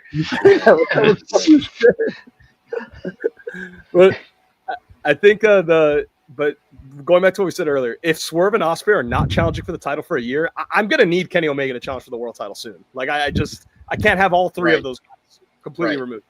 I'm with you on that. Yeah, so it gives them the opportunity to do so. If Okada doesn't win, especially Omega never got his rematch. So that would be a good way to bring that up. What do you do with Okada if he doesn't win this match? Like what is he in AEW? Exactly. That's why he needs to win. Bring the balloons out. Bring the balloons back. Bring the balloons out. Yeah. No. PT Okada back at it with that horrible theme. Get that horrible theme. Oh God. Yeah, it should be great. Real quick, I'm watching Collision. I just laughed at Big Boom AJ just dapped up Tomohiro Ishii. That's just funny to see. Yeah. We'll have to see him on Sunday or Saturday. Who's he facing? Rocky? Rocky. Yeah, they had a bunch of people on the screen. Yeah. I don't think he's going to lose, so I don't think he's facing like Josh Alexander. Like, probably someone he could just beat up. Right. All right. TNT title, real quick. Adam Cole versus Kyle Fletcher. Fletcher needs to win. Fletcher needs to win this. Is this the turn Adam Cole heel? Something. Hey, Cole needs something. Tell Adam Cole, just hang out at home, brother. We don't need you no more. That's what I would do. I mean, put him in the I want to see him in the trios if you want to do something like the trios. Fine. But then after that, there's nothing for this man to do. Markeem, he is a lot. You haven't seen him as a heel I guess, excluding that awful like early 2024 thing where he was a heel but he wasn't wrestling. Like wrestling as a heel, we haven't seen that in like 3 years. Like maybe he would find something new if he were doing that. It just works better. Well, his leash is short with me. I guess you're right. Because I got news for you. If Hangman is champion, we're probably getting that match. Oh my God! What match? Adam Cole and Hangman again? We got that already 2 times. I'm just saying that I wouldn't be shocked. No, they're not going back to that. Josh No is way. threatening me. We're not That's going back to annoying. I am, but real talk in this match, I am worried that Daniel Garcia is going to turn heel and help Kyle Fletcher win that match and join the Don Callis family. I don't want to see it, but I'm worried about that. I mean, he could use some. He could use some change in No, but direction as well. I So, But this goes to our convo in the Discord. Like almost everyone in that company is better as a heel, and I don't like that we just do that whenever everyone's Right. struggling. And with Mercedes and Ricochet, it's like, okay, they're older. They kind of are who they are, and they're going to take up a lot of TV time, and they're both on big contracts. We need to make this work. I totally understand. Just turn them heel, and they both have been way better off. Adam Cole, same thing. Garcia is still in his mid-20s, and we always complain that there's no young baby faces anymore. Like Orange Cassidy and Mark Briscoe are both approaching 40. Like I don't like that every time a baby face in their mid-20s is cutting bad promos on the mic, we're just like turn him heel, turn him heel, turn him heel. It's like, well, that's if you turn Garcia heel, you got to turn one of you got to do the thing where they bring him in and then one of the other members of the Callis family comes out. Well, that's probably Takeshita. That's probably Takeshita to feud with Okada. They've already teased that. That's the only way that works, because you're right, and that's the only way that works. It's got to be a switch. It can't be just okay. We're just going to throw him in and that's a good point. So You be right sometimes, Josh. That's a good point. yeah. See. Can I the one thing that I absolutely hate about this card? Why are we having two? No, not that. The Casino Battle Royal. Because DEI, Josh, you gotta have this. men and women. What? Fuck this. You gotta have men and women. Fuck that. You know, Put the women's match on Forbidden Door where you can have more women in the match from all over, and it be a like a. But don't you expect wouldn't you expect at least one or two? Maybe one or two, but freelancers or both Stardom of these matches to go like 30-40 minutes. Don't Stardom got shit going on this weekend? You put Yamashita in this match. I think one of these. I mean, I like Ricky's idea where one of them goes super short. Yeah, I think either you have one go super short, and I think they would never do the second thing I'm about to say, which is why I don't want them to do it, where you promote a bunch of people in the match and you never see them in the match because their number was never called. And then you can at least sell this concept of that's why you have to be first or second, not because the match is going to end early, but it at least guarantees you're in the match. They did that with Roddy, they tried to do that with Roddy where it's like, hey. But they did that after. But they did that after. That's going to happen. At some point, that's going to happen.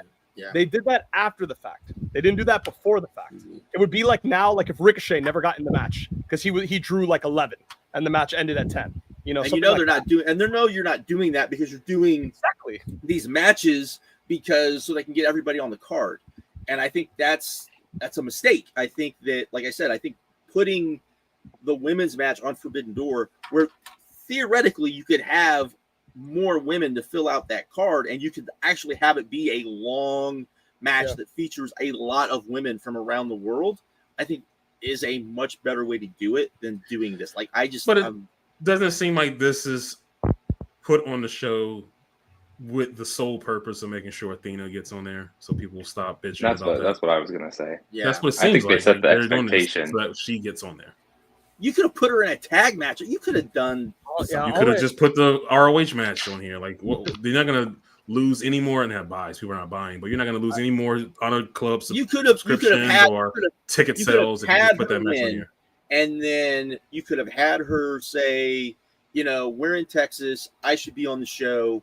I don't care who. I'm showing up tomorrow tomorrow, and I want a match. And she gets whoever. It doesn't matter. You could have done that. You didn't need to do this because I think both of these matches are going to go long, and I think that's going to hurt. And because I don't think they're going to do the short thing, and I think especially with the women, you cannot do the short thing. With the women. I know, and if you do it to the men, it's worse for the card. Like it's worse for the card. Like we don't get to see Mystico for very long. Right? And they're going to do Mystico and MJF in that match. And that's going to be like a story in that match. So I think just it's too much. To It's too Ricky's, much. yeah. to Ricky's point about announcing a bunch of people, they have done that on Collision with the women. So you could do that angle if he comes out 3, you end the match there at 3 or 4. But then people are going to be bitch and be like, It'd be you're great, you're yeah, I know it would be great. We're just so happy. Like it doesn't take like 25 minutes to get the job done, to convey the importance of the stipulation, and then Athena's on the card. It's like great. Right. Let's move on with But our people life. be like, oh, you didn't give the women enough time. You didn't give It'd be like you've got a match then on the undercard women have an featuring the angle. women that theoretically could main event this show, and you're bitching because the women don't have enough time. Give me a fucking break. I can, and I'll even go this. Like, I can maybe tolerate 2 of these on like a standalone show, like how WWE does Money in the Bank. Don't do this on the biggest show of the year. Like, don't take up that much time. You don't have MJF, Willow, Statlander, Briscoe, Mystico. They're all like not in a featured match because of this gimmick. Right. And that's annoying. Like I said, I think you can do one, and you can be like, well, this is when we do this, and it can be the men or the women.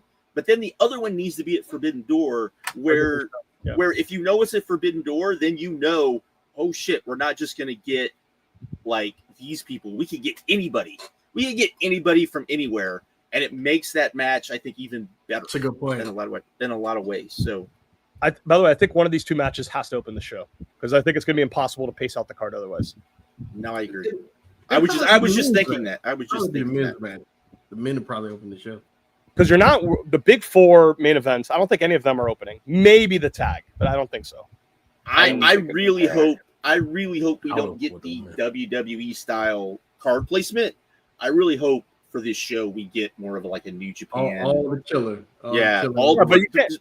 But you can't open with Kyle Fletcher and Adam Cole. Like I don't think you just can't do that. No. What I'm saying is that you're right. You can put like the men you can put the gauntlet match first. Yeah. I just want those top 4 matches to all at the top. Yeah. Like, and if you go, well, you're gonna kill the crowd. Kill the fucking crowd. I don't give a shit. It'll probably be like that's what they did at Revolution. You had the Hollywood ending, Right. Omega Takeshita, the cage match, and then the main. Right. Probably. Yeah, at Revolution. I thought it was something after Omega and Brandon, you were there. Wasn't it the 4 main events in a row? Mm-hmm. Oh, okay. Yeah. All right. Well, shit. Probably put the women better than mine. So shit. I would put the women second to last. Is what I would do personally. Right. And put like the tag match, I guess, the first of the big 4. I think that's how they build it too. Is that order. As far as like importance, yeah. Who do y'all, before we do that stupid tag match, who do y'all have winning these matches? Does anyone have any idea? I want Mark Briscoe to win the men's match. I'd seen a few people say Is this match, maybe I missed it, is this match for something? For a title shot. It's the Money in the Bank contract, Brandon. Both for the Money in the Bank. It's not. So well, they it's just not for cash money. in whenever? There's no specific. Is it for It's the Money in the Bank, future or is date. it for? It says any. Didn't MJF say in a recent promo, anytime, anywhere, the same thing they did with Christian last year? Y'all didn't piss me. I didn't know that. I thought it was just. This is where the Christian Money in the Bank came from. Was this match at All In? Dude, I forgot about that match, man. On Wikipedia, it's future world title match. Oh boy. Can it just be that? Can it just be future? Hey, I want a match at this show. Mark Briscoe sounds good because I feel like he would call his shot versus. He won't do a cash in. Cash in. Yeah, you know? right. I think Mark Briscoe, if you like, it's a good way to give Mark Briscoe like a signature AEW win that matters without having to give him like the world title, which I mean, maybe you can at some point, but for now, you give him like an accomplishment that's not a title, but that still matters. Like I think you do that every once in a while. Maybe the timing of that player's tribune piece is like, maybe it's a good timing that you put that out. Y'all know who I would want to win, but I don't think he's ready. Y'all know who I would. Eddie? Of course. Or my other guy, but I don't think he's ready either. So maybe Eddie comes out in the main event. Right. It's one of those. I think. Well, we thought that Mystico's winning, so you can do the song at the end. Chase, are you saying something? You're mute. That's a good idea too. You're muted. I can't hear you, brother. Can't hear you. Nothing. Nothing. Yeah, I would love for it to be either of my guys, but I don't think either one of them are ready. So Who's the other guy? Who am I Jay missing? White. Jay White. Oh. You want to see I think Jay he White? will and be at Hangman the again? match. So what? You want to see Jay White and Hangman again? No, not necessarily. I'm just saying, like you said, it's an accomplishment. It doesn't have to be Hangman. You know what I'm saying? Fair. This is why you want Moxley to win in the main event. Yeah, but I don't think either one of them are ready. So with that being said, Mark Briscoe. Microphone. There you go. You're good. Yeah, you're good. Mark Briscoe is probably the best choice, to be honest. Is Adam Copeland going to be in this match? Is he ready? Is he ready? I don't think- He's not hurt. It's storyline. I think it was just FTR kayfabe beating him down. I don't think he's actually injured. Okay. Maybe. I mean, this would be when to bring him back. It would be kind of weird if he's healthy to just not have him on the show at all. I like my dog Aaron's idea. Josh Alexander. That's a good choice. I mean, you could do that at All Out. What if you put FTR in this match, singles, and then you bring back Copeland? That'd Yeah. be He like runs That them would off be or good. something like that. Yeah. That'd be cool. Unless they, Because I feel like FTR should be on the show. I mean, They're doing in the something. 0 hour. They're in the 0 hour against There's the nothing. Outrunners. and on the women's side, I have no idea. It's got to be Athena. It's got to be. I think they have Athena win, and then that sets up. It has to be Athena. I think it has You to. wanna do You Willow? don't do this match unless How it's about her. it has to be Willow Nightingale? How You wanna about do that? Willow? Do I that. would put more focus on Willow than It Athena. has to be. People love Athena. People love Willow. And Marquine All right. first. So What's All right. left? The tag. We hurt tag. people, Chase. Wait, did y'all talk about the 6-man though? No, we did not. no, we did not. What's the 6-man? It's The Gabe Ops. Kidd, Oh, Claudio. Yuta and Claudio versus Joe, Shibata, and Hobbs. I'm just glad I get to see Gabe Kidd live. I don't really care about anything else. It'll Is be the- fine. It'll be fine. I feel like it should be on 0 hour, but it'll be on the pay-per-view. Is there any way the Ops? I mean, if Moxley's losing in the main event, then the Death Riders should keep Like losing. I think this is like we're getting ready for the end of like Yeah. not of like the Death Riders, but I still feel like we're probably not getting the Finale. finale until Blood and Guts. Which I don't watch know, man. Blood They and got Guts? they got to revamp these damn. I mean, we've been Trios saying that titles. for Yeah.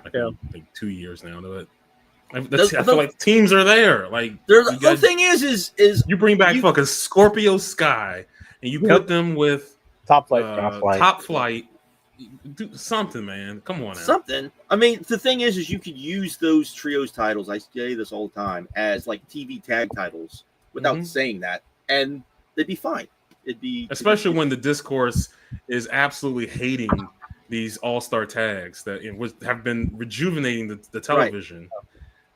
Might as well just put trios titles and just have that in the place of Right. doing the all-star tags. or all the time. tags, right? Or at least, exchange them in and out or something Right. like that. And those are titles that you can have jump around and give people pushes that maybe you don't have anything ready for, but you want them featured on TV. So it's a good way for that. We ready to talk about this tag match? I don't really have much to say about it. I don't either. I mean, it's what it is. I don't hate it. It's just my it's- interest level is not very it's high with this. like I find it really weird that in this company, the guys who just have the worst matches all the time. Now, part of that is because of who they're booked against, but they have the worst matches all the time, and yet are still one of the most over people. They are. This will not happen. This will not happen. But there's a part of me that wishes that crowd, because there's too many people for this to happen, when they walk out, when the Hurt Business walk out, chant, what did they chant for Starks? Tony fumbled. Tony fumbled. That Paul fumbled. Paul fumbled. That would be so good. That would be so good. Doesn't roll off the tongue the same way. I know, you it need- doesn't. Doesn't have enough syllables. Yeah, I know. Hunter fumbled. But this match, I'm going to be completely honest. After the Hurt Syndicate's entrance, I'm going to the concourse and search Yeah. of food and maybe That's fine. merch. That's Josh, I don't disagree that they're over. They're obviously very over, but doesn't it just feel like it's better for them just to not have these titles? Yes, Like- it does. No. They need to lose the titles. I'm not that like I as an act though. They're like people get mad because they're like, oh, supposedly they're politicking and they don't want to do this and this. But my thing also is they're over as fuck, and that's not necessarily a horrible thing to say. You know what? We want to protect over. our spots. Right. That's up to Tony. That's up to Tony to say, fuck off. You're doing this. That's But I was shocked though that on Dynamite, Jet Speed beat their ass. Like before the patriarchy came out, Jet Speed like had them neutralized. Like that was, for all the criticism they're getting on that specific point. Like I felt like they gave some of the heat back on Wednesday. They needed that for sure. Going into the match. But I get it. But my thing is that they're still one of the most over acts in the company. And they are just.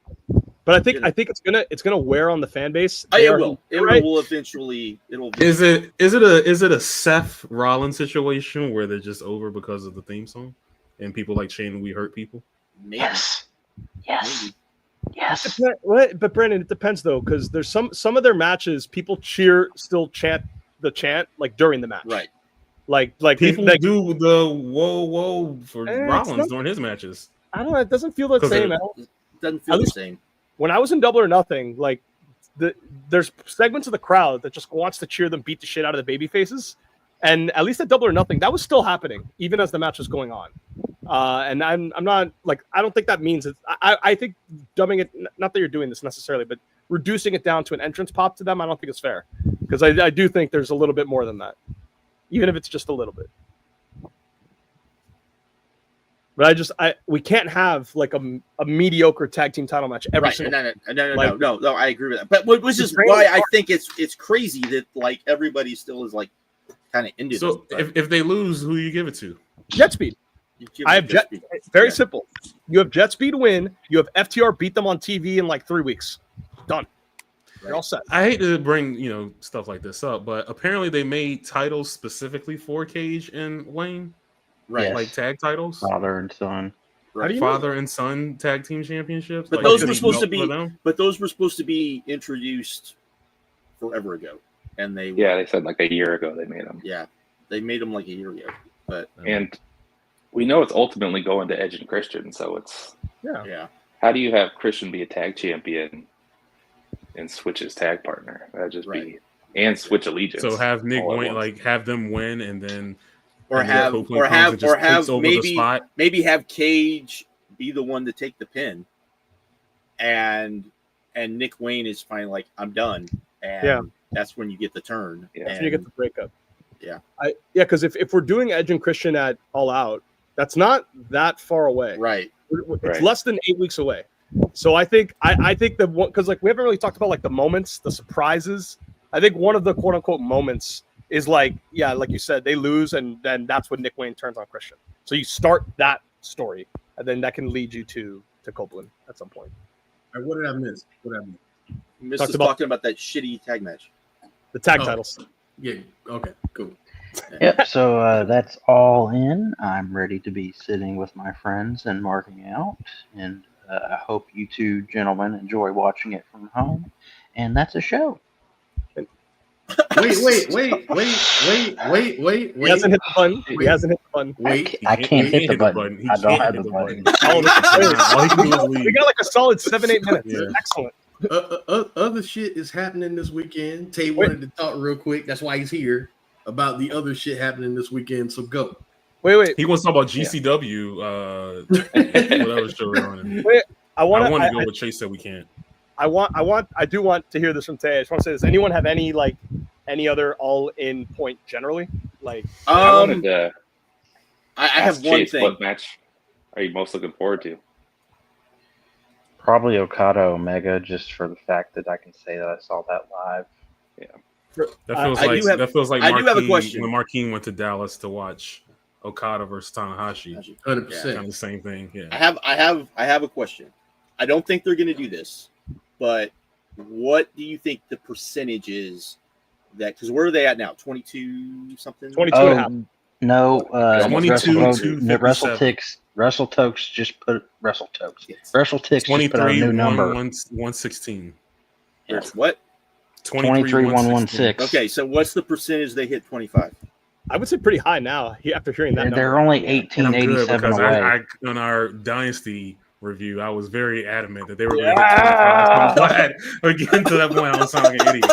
But even then, I mean, let's bring that back. Even then, I mean, there. Anyone who tries to discount, No. I'm not saying because they got over 21. This is but they're going to be which people is what all tarp wrestling. They're going to have tarps and stuff like that. Like, bro, this is the third biggest show ever. Like, any of those people just don't even listen to it. Like, here's my thing. If you thought this was going to do, let's say either of the last two all-ins, if you thought it was going to do either, that would be, first of all, this would have to be an event because it's in the U.S. where they run all the time, and it's not you're not just pulling from not just the UK but all of Europe. That number is still only going to be maybe 40 grand. Maybe if they did something like that, you're talking like 40 grand. I think pretty much you had people before, and which I disagreed with, saying, oh, well, if they get to like 19, 18,000, that's great. And I was like, no, it's not for this show. It's not great. They needed to beat that first Grand Slam. Yeah, first Grand Slam. They had to at minimum beat that. But we're inching closer. So, and the Death Riders critics, not talking to you, Josh. We've covered ground already on this show. I'm just saying generally, when we look back, hopefully AEW continues the progress, the momentum, and things are good a year from now.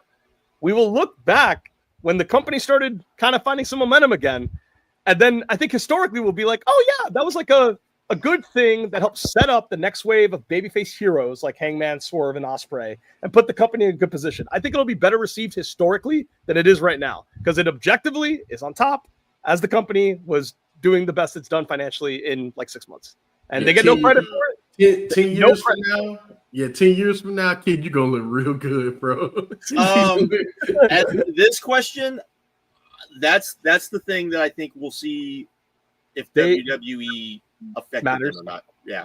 I think last year they did 150, 160, something like that. With they've only topped 175 like 3 times, so that's a big they've only done it for the All Out 2021, Revolution 2022 with the MJF Punk Dog Collar match, and then Sting's retirement. And I think the first all-in. Right. Yeah, but the first all-in did 205. Yeah. Because it's also an afternoon show. I mean, it's at 3 o'clock.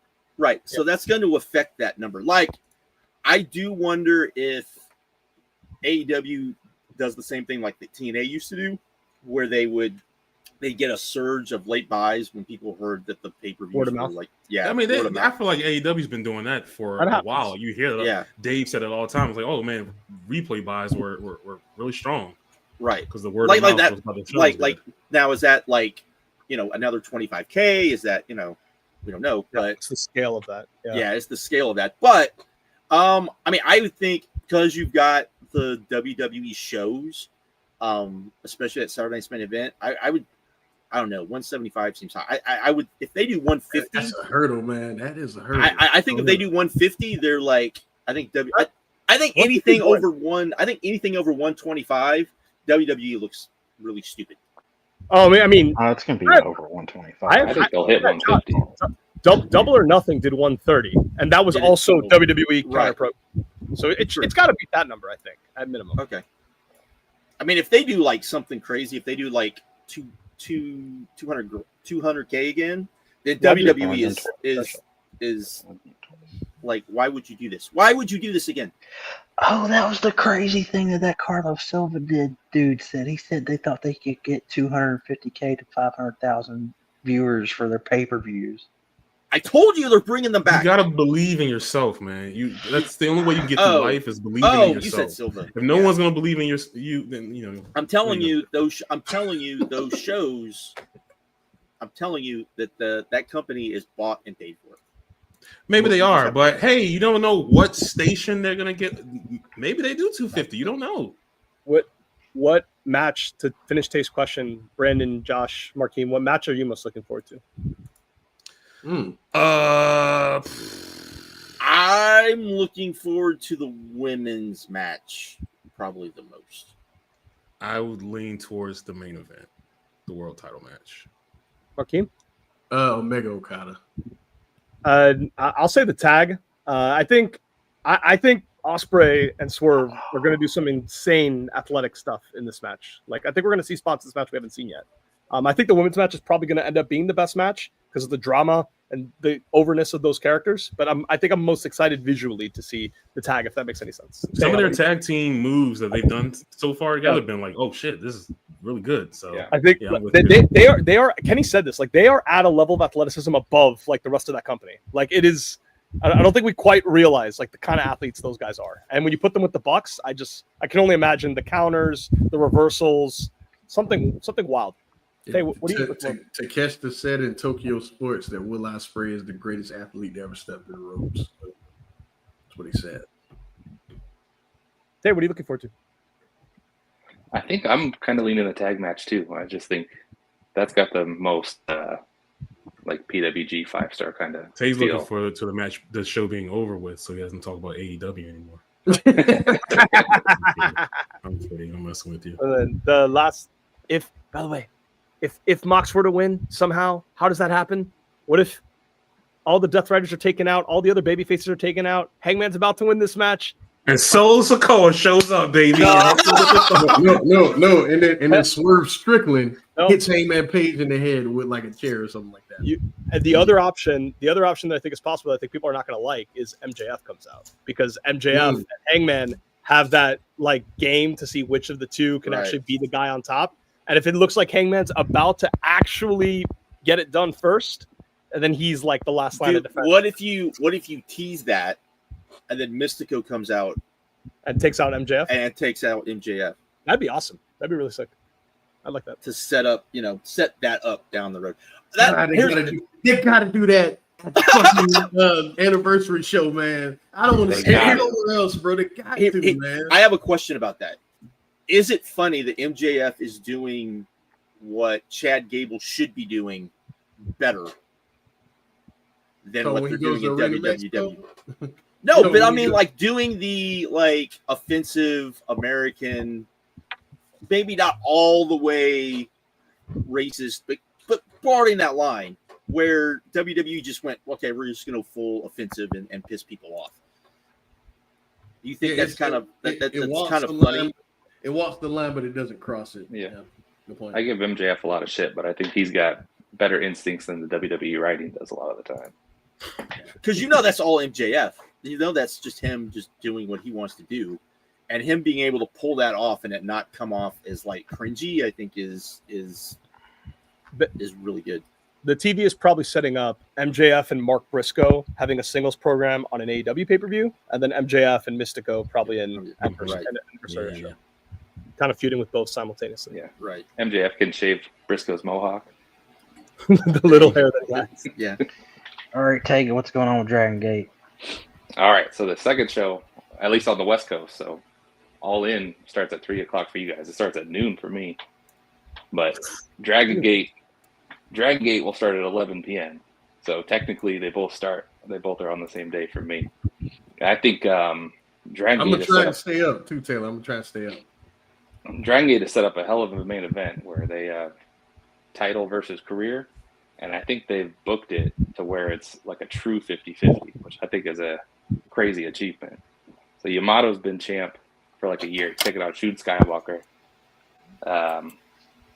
Skywalker has beat him twice in singles matches in pretty much squash fashion. Yamato got to be old by now. So He's pushing 40. He might be 40. He's pushing 40, but he's pulling the ace of Dragon Gate off. Another dude in that whole Flair Thiz conversation too. Yamato is definitely one. Yeah, I agree. But they've told this story where Shun came out and put his career on the line for the main event, and he's kind of done that in the past. So they've teased him leaving. He showed up in New Japan. He faked an injury first, got pulled off all the Dragon Gate cards leading to Kobe, showed up in New Japan to kind of tease that's his next step. And previously, he's like ended his face reign in kind of the same way, hinting that he's leaving, but just changing his character. So it's open ended that he could lose this match but still remain in Dragon Gate. Yamato's been the champ for about a year, and his whole arc is none of these young guys are stepping up. Someone needs to come be the fucking ace of this company. So I'm taking the belt back. And Shun is the best young guy, so he's the most natural fit to end that storyline. So I think they've done an incredible job building that match. I think that has the potential to be the match. Doesn't that sound a little bit like Moxley's storyline as well? A little where bit, he's kind of Yamato's like a face. The roles. Yeah, Yamato's a face. right. Yeah. Taylor, does it end? Does it end on Saturday? Does it end on Sunday? I can't decide. It's truly a 50-50. I change like every day. I'm like, June's got it, and then the next day. But when are they going to do it? Like, if it's not on Sunday, when does it happen? You can't do Dragon Dia. That ship done sailed. Dragon Dia has sailed, but Kikta is on another level right now. I can't. So the it's lower on the card. So I think it's not gonna get the time it should, but the second match that I think everyone will need to check out is Maduga Kikta and Strong Machine J in a no disqualification match. Kikta turned in the cage match, and since he's been heel, he's just been on another level. So with the Shun stipulation too, I think he could take over as the Z-Brats leader or whatever the new incarnation of the heel leader is. So I think he could take Yamato down, and then also they brought in Tanahashi for this card. Yeah, so I was gonna say Tanahashi's on this card. Yuki Yoshioka was one of the more promising young guys. He's had it running before. He detached his retina and missed over a year, and they've been telling the story with him. He's come back, but he's a shell of himself. So they brought in his idol Tanahashi to light the fire under him. So I think with Kikta and with Yoshioka, there's doubt that it might not be Shun. Shun seems like the natural fit, and the theme of this card is Z-Brats, the team Shun leads, the heel stable. They have both tag belts, and they're all in title matches, so they could leave the night with every belt in Dragon Gate, or they could leave the night losing everything. So the whole card is building to that main event, I think. Man, listen. You should have booked a flight out to this show. Listen, and straight up, Yamato and Shun Skywalker have the chance to be the best match we watch all weekend. Like, honestly. Yeah. I think it's the favorite. It might not be the best match, but I think it's the favorite. Has a legit shot, yeah. You don't think it's going to be Goldberg and Gunther? Of course. I don't. Yeah, but Taylor, I can't imagine Shun loses, man. Like, you can't keep Kikta Kakuta, how the fuck you say his name? Really? No, he's man. This heel run as the ace. Come on, man. No. This heel run's been incredible. It's only been a couple months, but it's the best he's ever been, I think. True. And Strong Machine J he's caught a fire that he's peaking right now too. I don't think he could be the Dream Gate champ, but he's an amazing challenger for someone in that position, though. 100%. I agree. But yeah, y'all check out that show too. Steal Dragon Gate Universe for like a weekend. And then just watch that show and then come in every so often, because I ain't like Taylor. Like I watch all the big shows, I'll follow what's going on, but that company, this is why I'm gung ho on Shun winning this title, because that company needs someone like that to light a fire in the company. Yamato's been a great champion, but it feels cold. You know what I mean? It feels cold. Do you want that company to be something it's never going to be again? What do you mean? Do you want that company to be the old Dragon Gate? Is that part of the problem? No. Is that part of the problem? No. I don't think it can be. It can't be. That's my point. Is that I don't think it can be that. But we did get asked. Tony Khan put like everybody in the roster in like a faction, and then they just have random matches all the time, and then you're just like, who are the Hangman 3?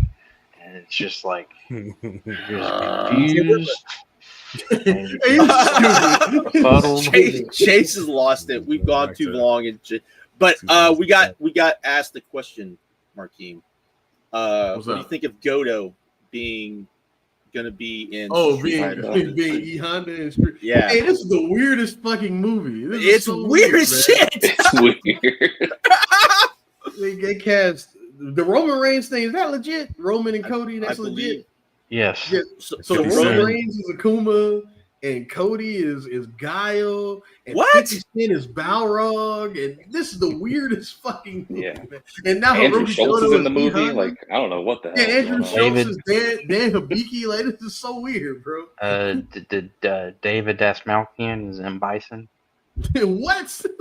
Yeah, Late Night with the Devil, M. Bison. Yeah. It's all weird, man. It's all weird. Either this thing could be extremely fun if, like, who's directed it, Chase? I don't fucking know.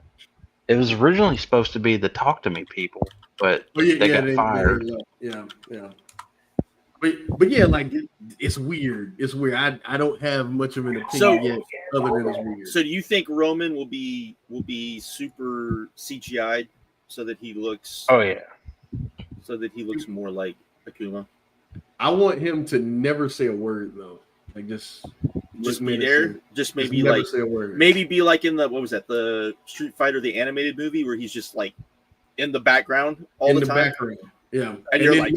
And then at the end, maybe him like confront Ryu, and like that's how you set up the sequel or something like that. Chase is begging to push this button, like begging. I can't. I don't have the button. That's right. He doesn't have it. He doesn't have the button.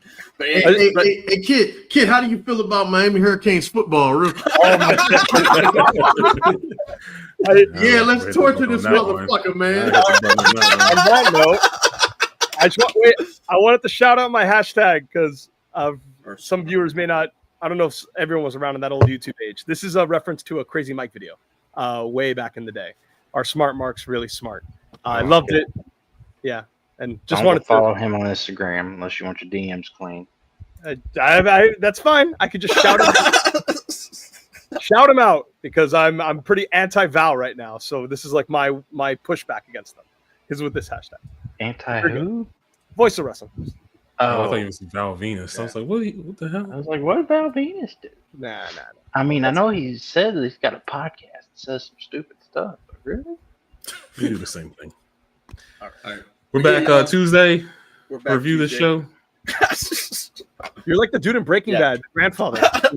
Fucking pushing the button. All right. We out. Y'all. We're out because I gotta get to work anyway. So later, everyone. Appreciate you, Tay. Later.